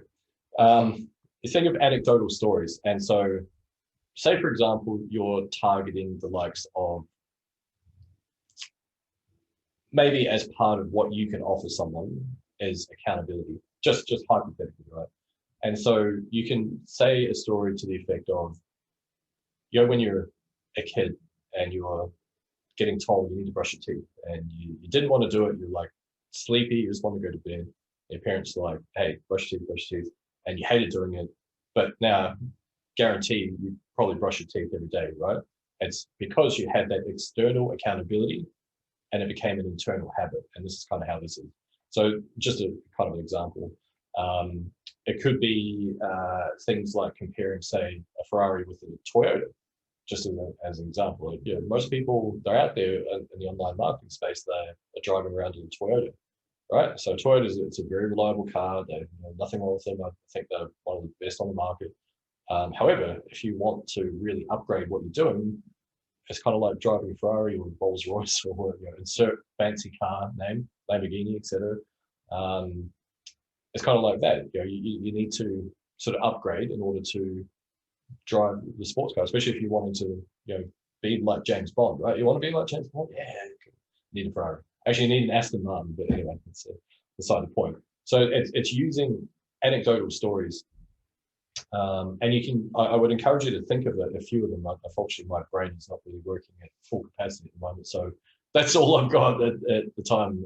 But think about those things and how they tie into that, because it's quite, if you can understand, sell someone on the pathway of how they're going to get to their goals, then that is really powerful. The one that I always come back to is, because I know most people, when they start off in affiliate marketing, they're like, I need a funnel, and I need this, and I need that, and I need that. And so I understand that the gap is actually the audience. The gap is the relationship they have with the audience. And so therefore you can massively leverage that, because then you can start painting the picture quite accurately. Okay, so you spent 6 months building out your funnel and learning all this stuff. You got your email autoresponder, but you still don't know if it's converting. So then someone sells you a solo ad. So you go and buy your solo ads. And like I say, I've met 3 people ever. All good, man. All good. I appreciate you tuning in. Thanks, man. This will be recorded and uploaded into the membership area as well. So, yeah. So essentially, when you're in this process, the next part of it is what do we have? Summer vacation. So that's basically where you're going overview. It's high level overview of what the benefits are. Okay, so you've been working on this, so it's like this. And again, like I say, think of anecdotal stories that you've got. Think of ways to tie that in. Like, this is what we achieve, because no one really cares about, like, hey, we've got 200 modules and each one is like an hour and a half long. Like, people are like, oh, that sounds like work. But think of like ways that you can kind of bridge that. Yeah, you can sort of, like, here's what I just thought of. It's like you're on one side of the ravine, and then the success is on the other, and you just need that tightrope to walk across. But what we're doing is we're actually going to build that bridge. So this is how that is, things like that, right? So then you got to explain away their concerns. And so this is another way of saying objection handling, because what will happen is there's basically 3 main ones that are going to pop up. Financial, the decision maker isn't with them, so they need to go and chat to their other half. Or what's the other one that tends to pop up? Or they need to think about it. And so there is many different ways to do those. I guess the price one, it's more about anchoring that value. And so again, I actually used the Ferrari versus Toyota analogy before, but you can start leveraging that. So look, if you wanting to get to where you want to go faster and more style, doesn't it make sense to be driving a sports car as opposed to something, a relic from the 80s? Sure. So understand that this is the case here. Another way you can reframe price is you can do things like chunking. They call it chunking down. And so you can say to the effect of, okay, so I understand it's a sizable investment for someone, but level with me. I mean, for the sake of, say, for the membership, for example, what's that? Let's say $3. Say for $3.33 a day, you wouldn't invest in something that could potentially change your life with the education and guidance that you've got in there. So that's chunking down. So you're actually breaking down the financial investment into daily stuff or weekly or whatever it is. If it's a high ticket, same sort of thing. You would just chunk that down. Okay, so let's say the SAA, for example, 2.5K. So you're saying that you don't feel that investing in yourself, 2.5 grand to learn a skill that's going to feed you for life when you nail it, versus $30,000 for higher education. You don't see that as being worth it. Is that what you're saying? And with objection handling, I mean, it's a case-by-case basis. I don't always handle objections. I don't always do these things, because you've got to read the play. Sometimes people, you can tell that they are somewhat guarded and they don't want to be pushed, and that you're just going to blow the sale if you try and push that issue. And sometimes you just kind of need to let that one go. In sales, as a terminology, we say, when in doubt, lean out. And so it's that thing of, look, if I'm picking up non-verbal cues from someone, or I can see that they're like, if they jump on the call and they're just like arms folded, like, like that, then they're not an open person. They're not open to looking at it. They feel like they're getting sold to. And so therefore you've got to read that play and just kind of, oh, yeah, it's fine. Like, don't, take your time, go think about it, which I know is the polar opposite of what all training, like sales training, tell you. But it is handy. You kind of, over with a bit of experience, you learn the ropes. You learn when to push, when to kind of chill out a little bit. So that's it. What else can you do for price?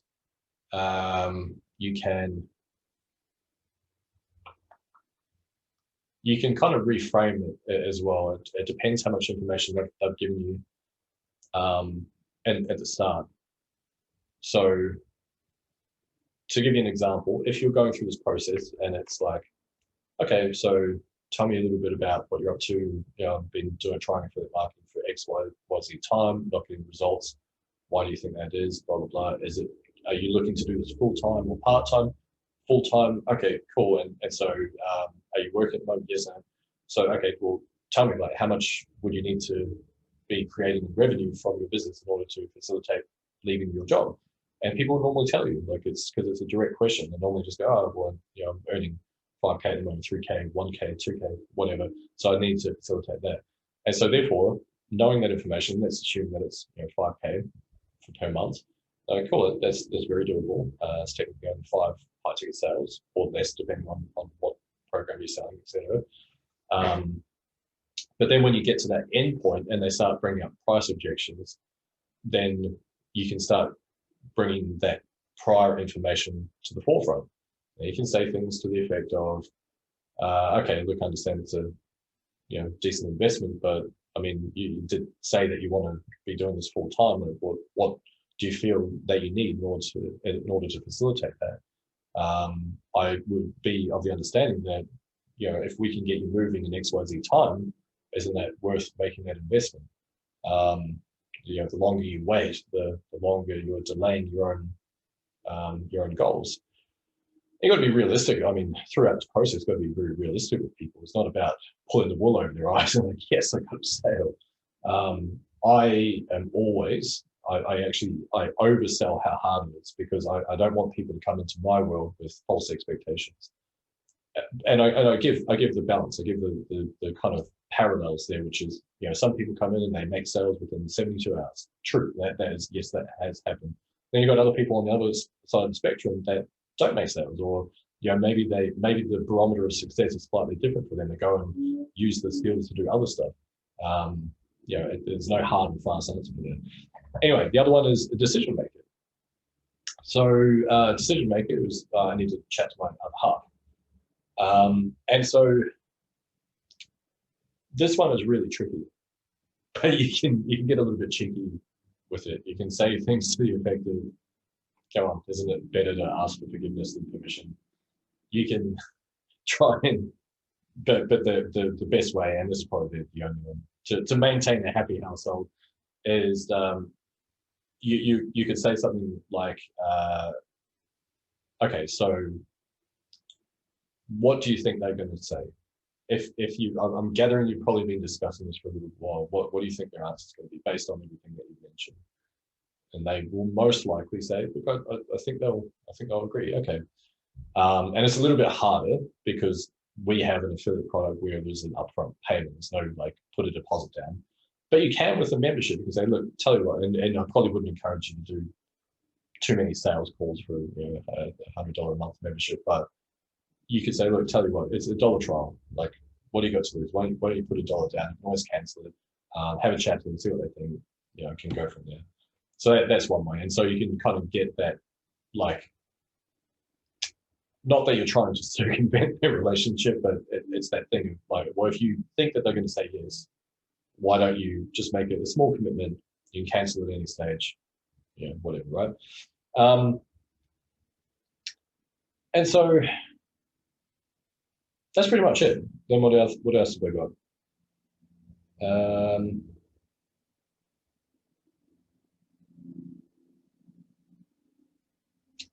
The other one is to stall. And so this is, again, if they have said something like, I need to think about it, then what you're effectively trying to do as best as you can is work out what the core issue is. because if it's like they don't want to, they basically just don't want to make a decision a lot of the time. People just, they know that once they have to make a decision, it's like ripping off the band-aid. It's probably way better on the other side, but it's like, it's quite scary to do that. And so therefore they put up like an emotional wall around them, rightfully so, you know, in a lot of cases. And so therefore you can say, okay, can I ask, does the, based on everything I mentioned, does the product itself meet your needs? Yeah, cool. Okay, so like what is the true issue that we're experiencing here? What do you like, what do you feel is the main sort of thing that you're unsure of? And because it'll make them think about it, oh, I don't know, just like it's whatever. And quite often, even just at that point, they'll just go, actually, you know what, yeah, let's just do it. Because they realize that the sort of like, it's been incongruent to what they've said previously about, you know, they're committed and they're wanting this and blah, blah. So this is just another sales framework to take you through. The big thing I will say is that tonality, it carries conviction. And so if you believe in what you're doing, if you believe in the product, and even if you're, this is a beautiful thing about this, is that we can all have our insecurities, we can all have our hang-ups and, you know, all that sort of stuff. But if we believe that the product can serve that purpose for people, it's really powerful, because we're going to project our own belief in a positive way. And they will soak that in. Ah, this is cool. Yeah, I feel empowered just from being here. This is cool. And then they're more likely to jump on it. So it's just another framework to go through. Like I say, with scripts, there's no hard and fast rule with them. I also say another one from time to time. It really just depends on the flow of conversation. But the other one that I do say, and it's, I've just got it, I always write it down, but I basically go, what have you done? And I get them to expand. And I say, quite literally, is this a full or part-time thing? And then I'll say, usually full-time. I'll say, what revenue does it need to produce? And why is that important to you? And what's the purpose of doing all this stuff? What other areas of your life is it going to impact? What do you feel are the main things that are stopping you from getting there on your own, because you need them to admit that they need help? Another one, and this is it's a bit of a funny one. I don't always say it because it usually gets a kind of almost like a negative reaction. It's like, well, you know, life seems kind of okay where you are. Why not stay where you are? And so they almost get pissed off. You're like, I just told you, I hate my wife, I hate my life, like all this sort of stuff. They don't say it. It's not usually that dramatic, but you kind of get the idea. Okay, and so this one, I don't know, I feel a bit funny. This has been done to death now, but it still works. But okay, so scale of 1 to 10, how committed are you to making this happen? And anything less than a 10, you're ideally looking for reasons why. And if they are at a 10, again, you're wanting to search for reasons why. Okay, so you're 10, you're really committed. Oh, that's awesome. Why do you feel that's the case? Just, I think it's time. I think it's, you know, and they'll say some stuff. And if you've already pre-framed them on the conversation, as in they've gone through some sort of application process, and they've had maybe a little bit of information about whatever you're promoting, then at that point, you can say, okay, well, why do you feel you'd be a good fit for this opportunity? Oh, well, you know, I'm a hard worker, and it's just time, and blah, blah, blah. And again, it's one of those things where you got to read the play, because like a lot of my sales processes don't, and yes, I know I've given you two completely different ways to view things, but a lot of my sales processes don't even go anything like that. But I know that through questioning, just through being empathetic and open with people, that information is going to come out anyway, if that makes sense. And so yeah, that's not always linear, I guess, is where I'm going with that. And some people, you just, sometimes it's just good to have a chat. Just have a chat with someone. Don't worry about actually selling at all. Sometimes I just do that. Even now, just like, hey, how's life? What are you up to? Oh, well, man, it's cool. And just be human. And quite often you'll find, because of that deeper connection that you build with people, that they're more open to stuff anyway. And so in that case, again, it comes back to the trust factor, because if something doesn't, if you don't feel that it serves them as well, then there's no point. Don't sell them stuff that's not going to help them out. So yeah, anyway, that was a very long-winded rant.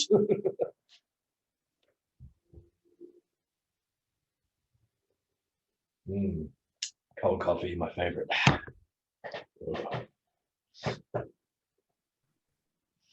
Hey, Jamie. As Hey. always, I appreciate your time. You're With- welcome.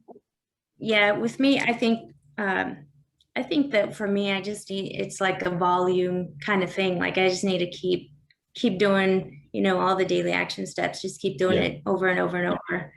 Like get more leads, just keep doing the content every day. I think I'm getting a little more confident as far as like going outside of the group, my Yep. group. Yep. Getting on my profile, starting to put out more offers on stories and stuff like that. So That's awesome. I think I just need to like keep doing that. Yeah. I feel like a lot of this training is for me anyway, it's been a lot of like personal development more. Yep. Creating me as a different person, just more confident overall, Yeah. because I believe 100% in like your workshop in SAI.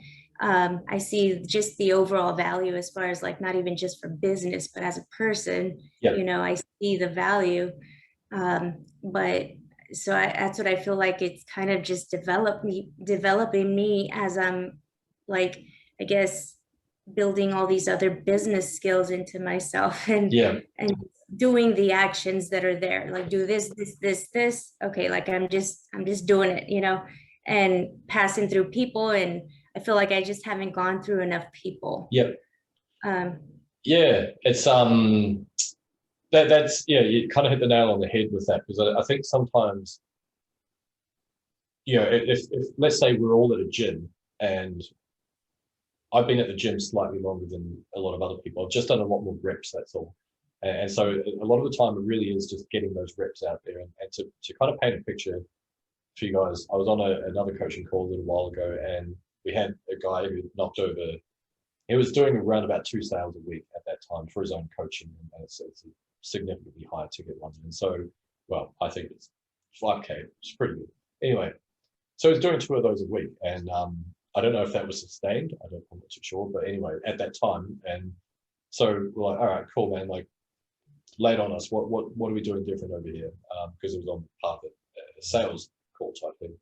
What are we doing different over here? And he's like, I don't know. Like, I'm cold messaging about 60 people a day. I'm like, there you go, okay.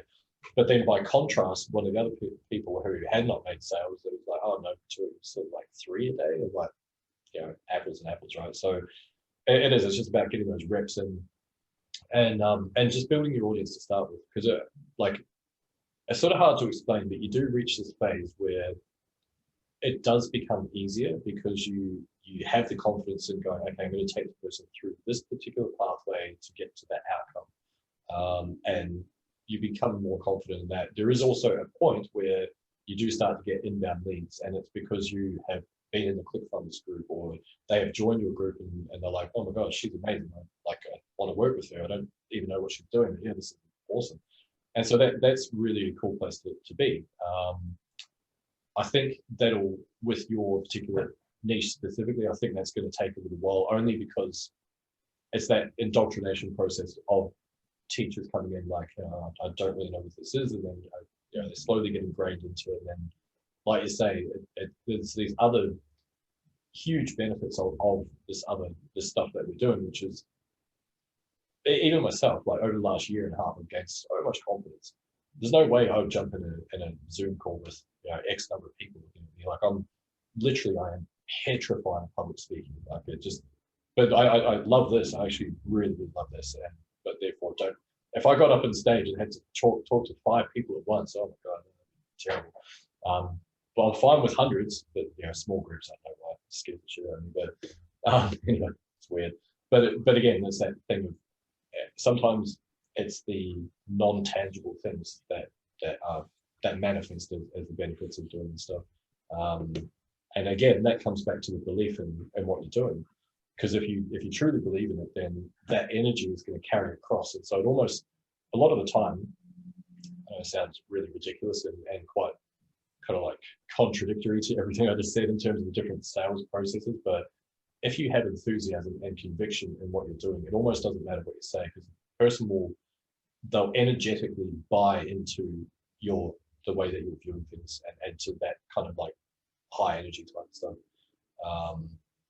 which, man, that sounds really woo-woo now that I say it out loud, but it is true. I think there's people I've been on sales calls here with, I think, and I don't even know if I don't think I did any of that stuff at all. I'm pretty sure there's at least one person I know of here that we didn't discuss any of that stuff at all. And there was no flow to it. It was just having a chat, and then sort of said, well, here's how I think it can help you out. So yeah, there's different ways, and that is because I like I say, I'm super confident in the program and stuff like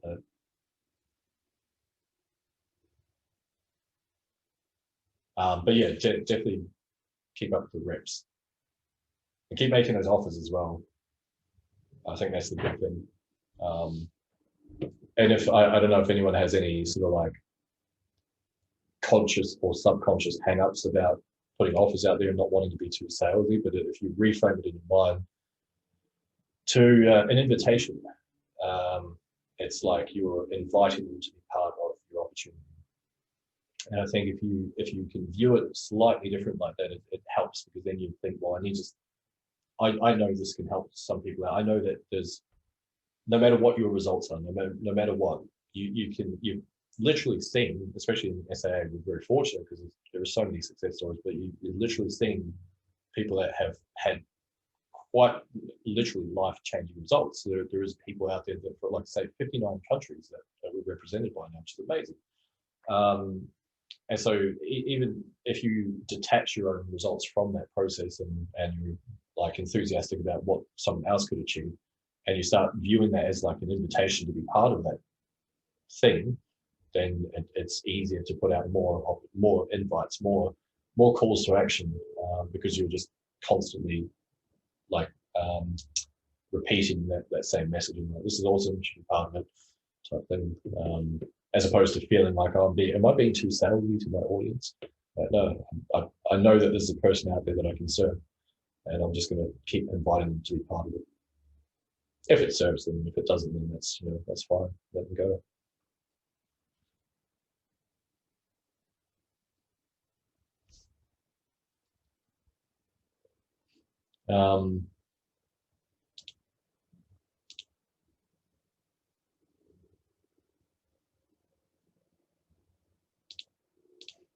Any other questions or anything you guys want to chat about while we're all here?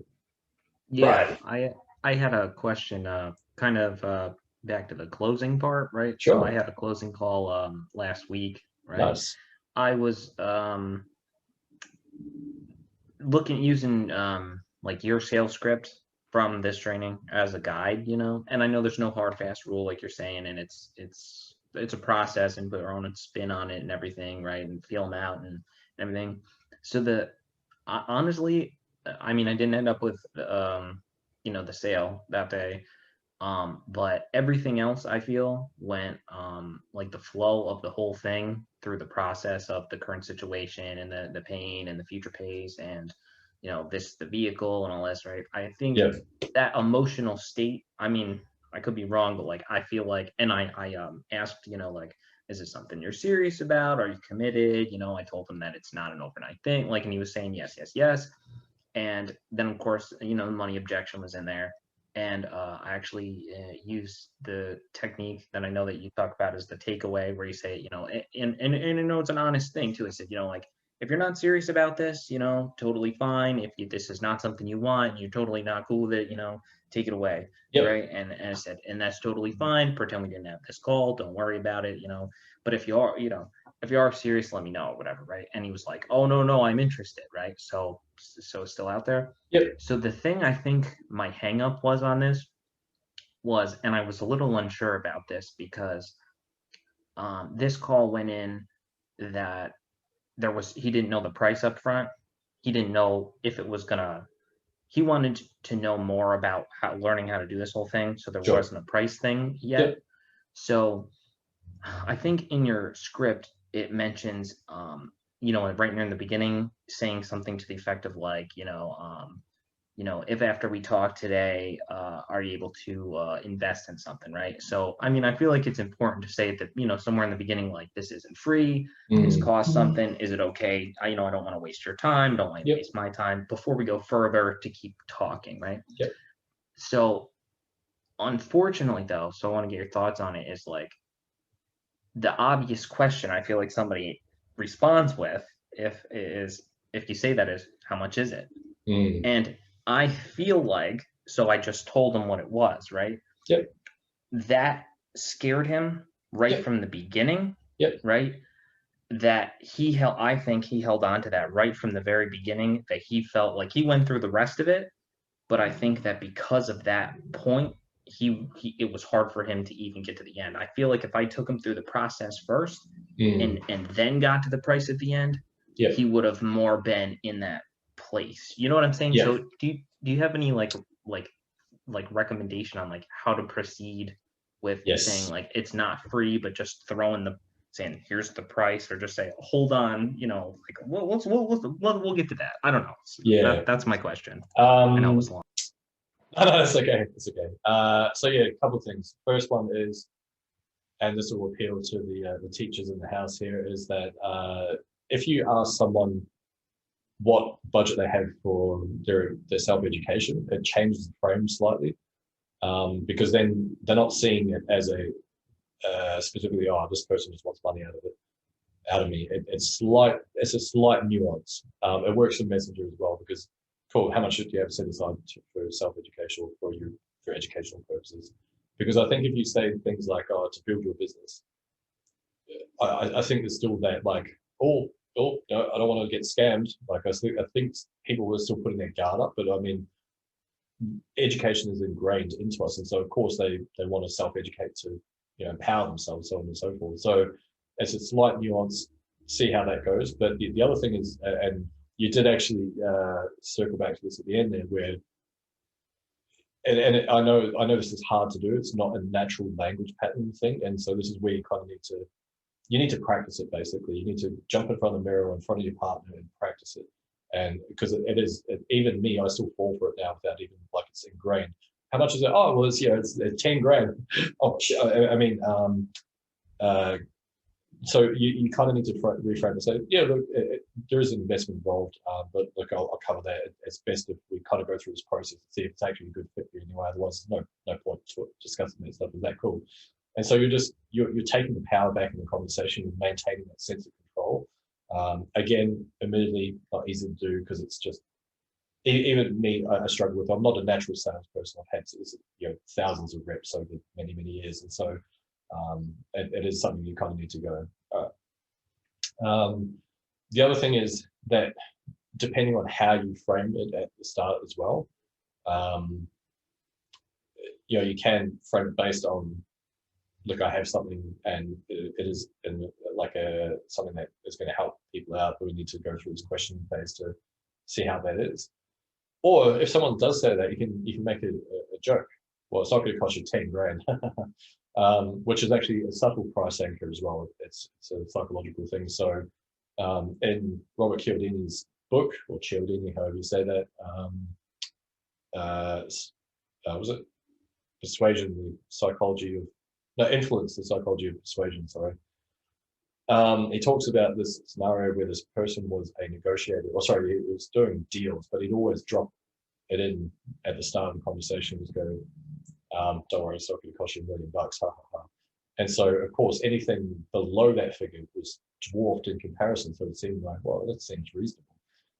So that's just, you see it in copy all the time. Like, people put in a huge price and then like a small price, try to elicit a response. So yeah. The other thing, and again, I know this sounds quite contradictory, but I don't always pre-frame either. It really depends on the circumstance. I probably should have it way more regimented, because it means that I'm doing the same thing. I'm trying to go through that exact same pathway. But humans aren't quite linear. That's what I've discovered. So no situation is going to be the same. You're going to relate to people in different levels in different ways. And so therefore, sometimes if you read the play, if like one of the people here that I've spoken to in the sales environment before, I don't think I pre-framed it because I could tell based on the application, based on the initial greeting that that this person was regarded, and that I thought if I say something like, if I pre-frame them, hey, by the end of this call, I want you to give me a yes or no, right? I'm like, whoa, hang on, like I knew it would scare them off. I'd probably just hang up on me straight away. And it wasn't like I actually genuinely wanted just to see if I could help them out basically as well. And so that was part of it. And so, like I say, it's just about being slightly dynamic with that one. I think with that particular person, what you could have also done is you can also price anchor quite, if you're going for SAA, for example, you say, well, look, the deluxe package is 4.5K, but we do have options to suit everyone. And so what that'll do is like, yeah, it anchors the thing and you'll probably be a little bit guarded, but then when you go, look, well, we can get you kicked off for 220 bucks. Oh shit, okay, that's pretty cool. And so he's already thought about that 4.5K for ages, and so therefore, you know, he's built up that thing in his mind. Yeah, it can be a tough one as well. And the thing I'll just say as well, like even Jordan Belfort is going to lose sales. There's going to be times where it doesn't matter how good you get at something, it doesn't matter how like ninja you become at sales, there's still going to be times where they fall through the gaps, where you should have done that better, should have said that better. My tonality wasn't right there. I hesitated at that point. And again, that comes from repetition. Yeah. But I think with that particular person, how did you leave the conversation? So funny you say that. So he kind of gave me a like, you know, I don't have the money right now. Can I think about it? So I, you know, nailed him down and I was like, hey, can we talk about this? I don't know, a week or something. And he was in such a state of like pain from this that to me, that he was just like, yeah, whenever you tell me the time, whatever. Like maybe we explored it. You're so ruthless. You're such a ruthless. I don't know. I guess it's hard, Jamie, because I said I try to like find that Zen spot between you and Jacob. You know what I mean? Just the way that you guys both are, wherever that happy middle is. Because if you go too far this way, maybe this way. You know what I'm saying? Why don't you try being Brian? He seems like a nice guy. still learning how to be that one. But yeah, so he ghosted me. That call, we're supposed to follow up today. Yeah. I'm not really surprised, but I figure scared of you. That's why. That's exactly what happened. He's totally scared. So I'll probably try and take the pressure off, send him another message. I'm told I can be scary sometimes. I try to be nice, but you know, what are you gonna do? Buy my shit. I mean, basically. But I did. Sorry, go ahead. I was going to say, well, this is a good learning curve, though. Like, it's a good learning experience. Huge. Yeah. So. Huge. But those, yeah. I mean, that's the thing. So there's actually quite an important thing is, you know, yes, you like in terms of SAA, yeah, you've got two polarities there because I'm quite, I guess. Choose your words. Choose your words carefully here, Jamie. I'm like a little bit more sensitive, perhaps a lot more empathetic, a lot less cynical. And on the other side, you've got Jacob, who's like, you know, he's a bit of a hard ass sometimes. Anyway, the point with that is, you got to find what works for you. Like we all have we're all unique snowflakes, right? We all have our own ways of communication, our ways of expressing ourselves, our language patterns, the things that we say, our jokes, if you're a jokey person, all that sort of stuff. And so I think when you are trying to, what do they call it, typecast into someone else's mold, it's very, very mentally exhausting to uphold because, you know, you have to then maintain that persona. And I'm not saying that there are times when there's going to be like a stage persona, for example, if you're doing presentations, maybe that changes slightly. Or for me, I'm not quite as animated in real life as I am when I'm doing these Zoom calls, but I find that I'm waving my arms around, doing all the stuff. Like I'm not actually that animated in real life, and it's not that I don't think I'm being unauthentic. It's just I don't know, just I'm expressing myself in the way that I'm communicating, and probably doing so in a way that's, how would I put it? I'm trying to hammer my point home a lot of the time. So it's, I find myself doing this a lot. Like, hey, anyway. Point being is that you got to find what works for you, and that isn't trying to model my personality or Jacob's personality for that matter. There is certainly benefits of both.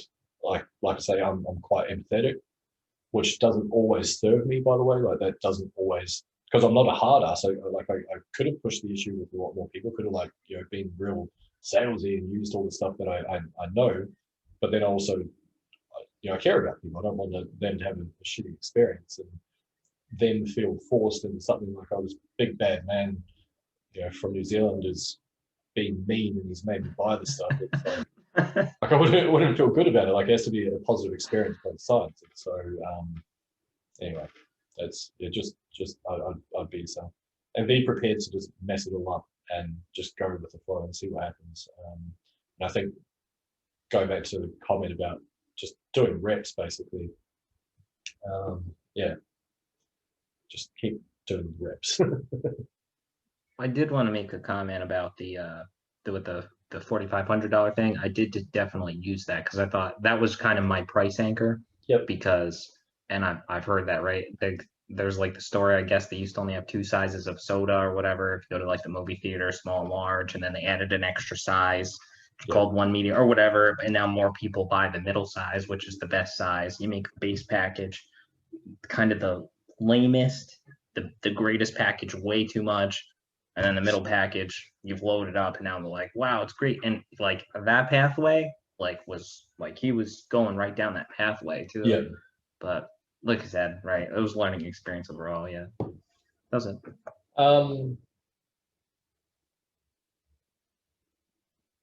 Yeah, still worth maintaining the relationship though. And sometimes just being like ridiculously just upfront and honest. Like again, I'm referring to another sales call I had with someone in this particular meeting, but basically I just went, hey, listen, you're actually the only person that's shown up for one of these calls so far, so let's just have a chat and I'll see how we get on, type thing. And I was just quite happy just to be there for that experience, even though I was running ads and stuff like that. So anyway, but it was interesting learning curve, and that, I guess, being unnecessarily truthful is probably just builds tons of trust as well. Yeah. Anyway.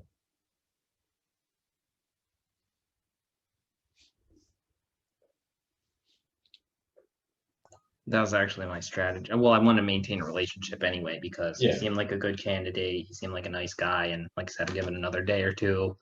Be nice to him, see if he comes back. But my plan was if he still wasn't, figure out where he was at, let him mull it over for a week, and then downsell. That was my plan if he didn't ghost me. But I kind of expected it, but it happens.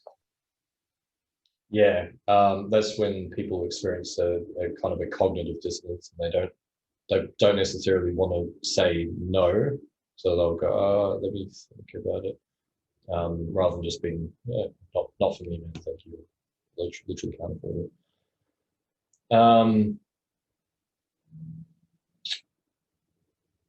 Yeah, it also helps, and so I'm assuming you probably haven't gone through any type of filtration process with that, so it does help when you get that, because you're going to get a whole bunch of people that don't have the capital to invest, and so they won't end up being able to actually jump on those calls anyway. If you've got a filter there, the volume is going to be lower, as in that you're going to talk to less people, but they will be somewhat indoctrinated. They'll at least have an idea in their mind, like, okay, this is how much it costs, type thing.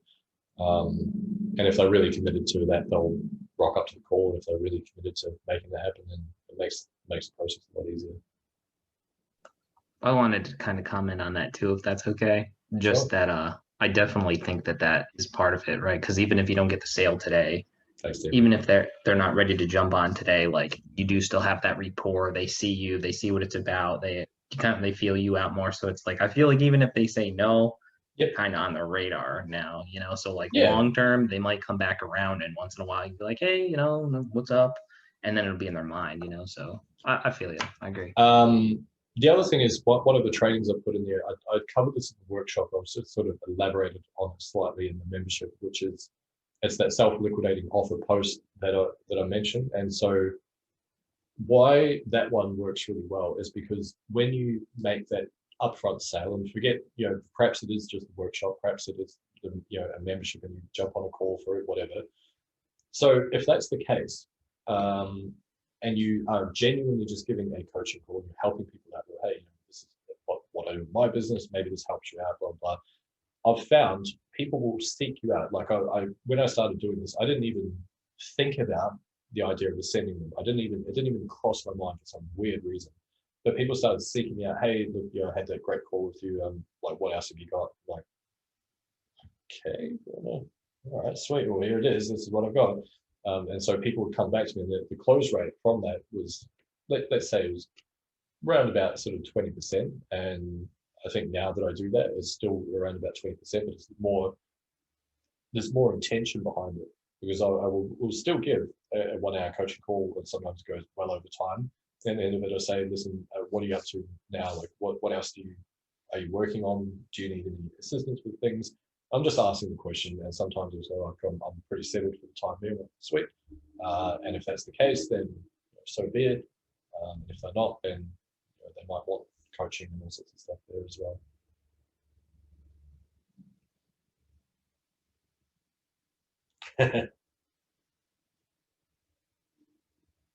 Anything else you guys want to cover? Otherwise, I might wrap it up.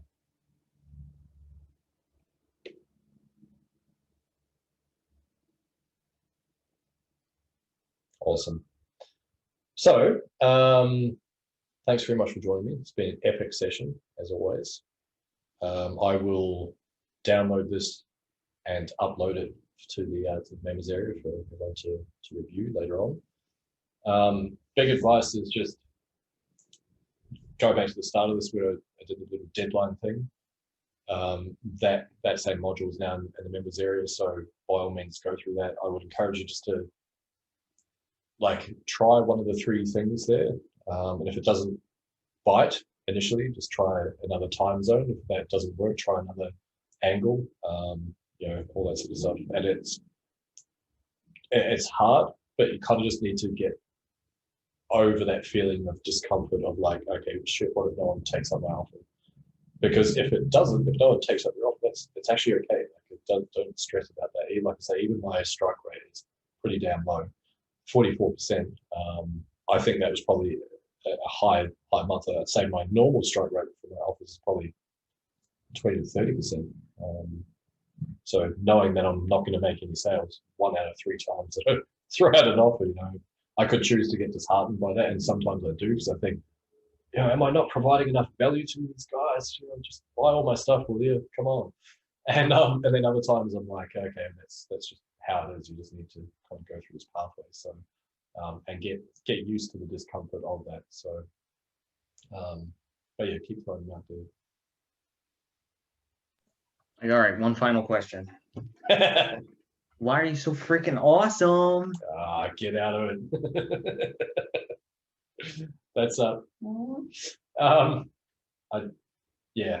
No one else agrees with you, man, apart from my wife. So, but I appreciate, and my mum and dad. There you go. So it's 4 people. I appreciate it, man. I'll take it. Thank you. I don't know how to answer that. I don't think I am, but I massively appreciate it. Awesome stuff, guys. Cool. So I'll download this and edit it and upload it. Let me know if there's anything you guys want to learn about specifically. I've been doing this stuff for a fair while, and I think sometimes I've fallen in a state of unconscious competence where I've actually forgotten a lot of what I know. And so, you know, if there's anything that you want to add to the mix, or want me to add to the mix specifically, then you know, I'm all for it.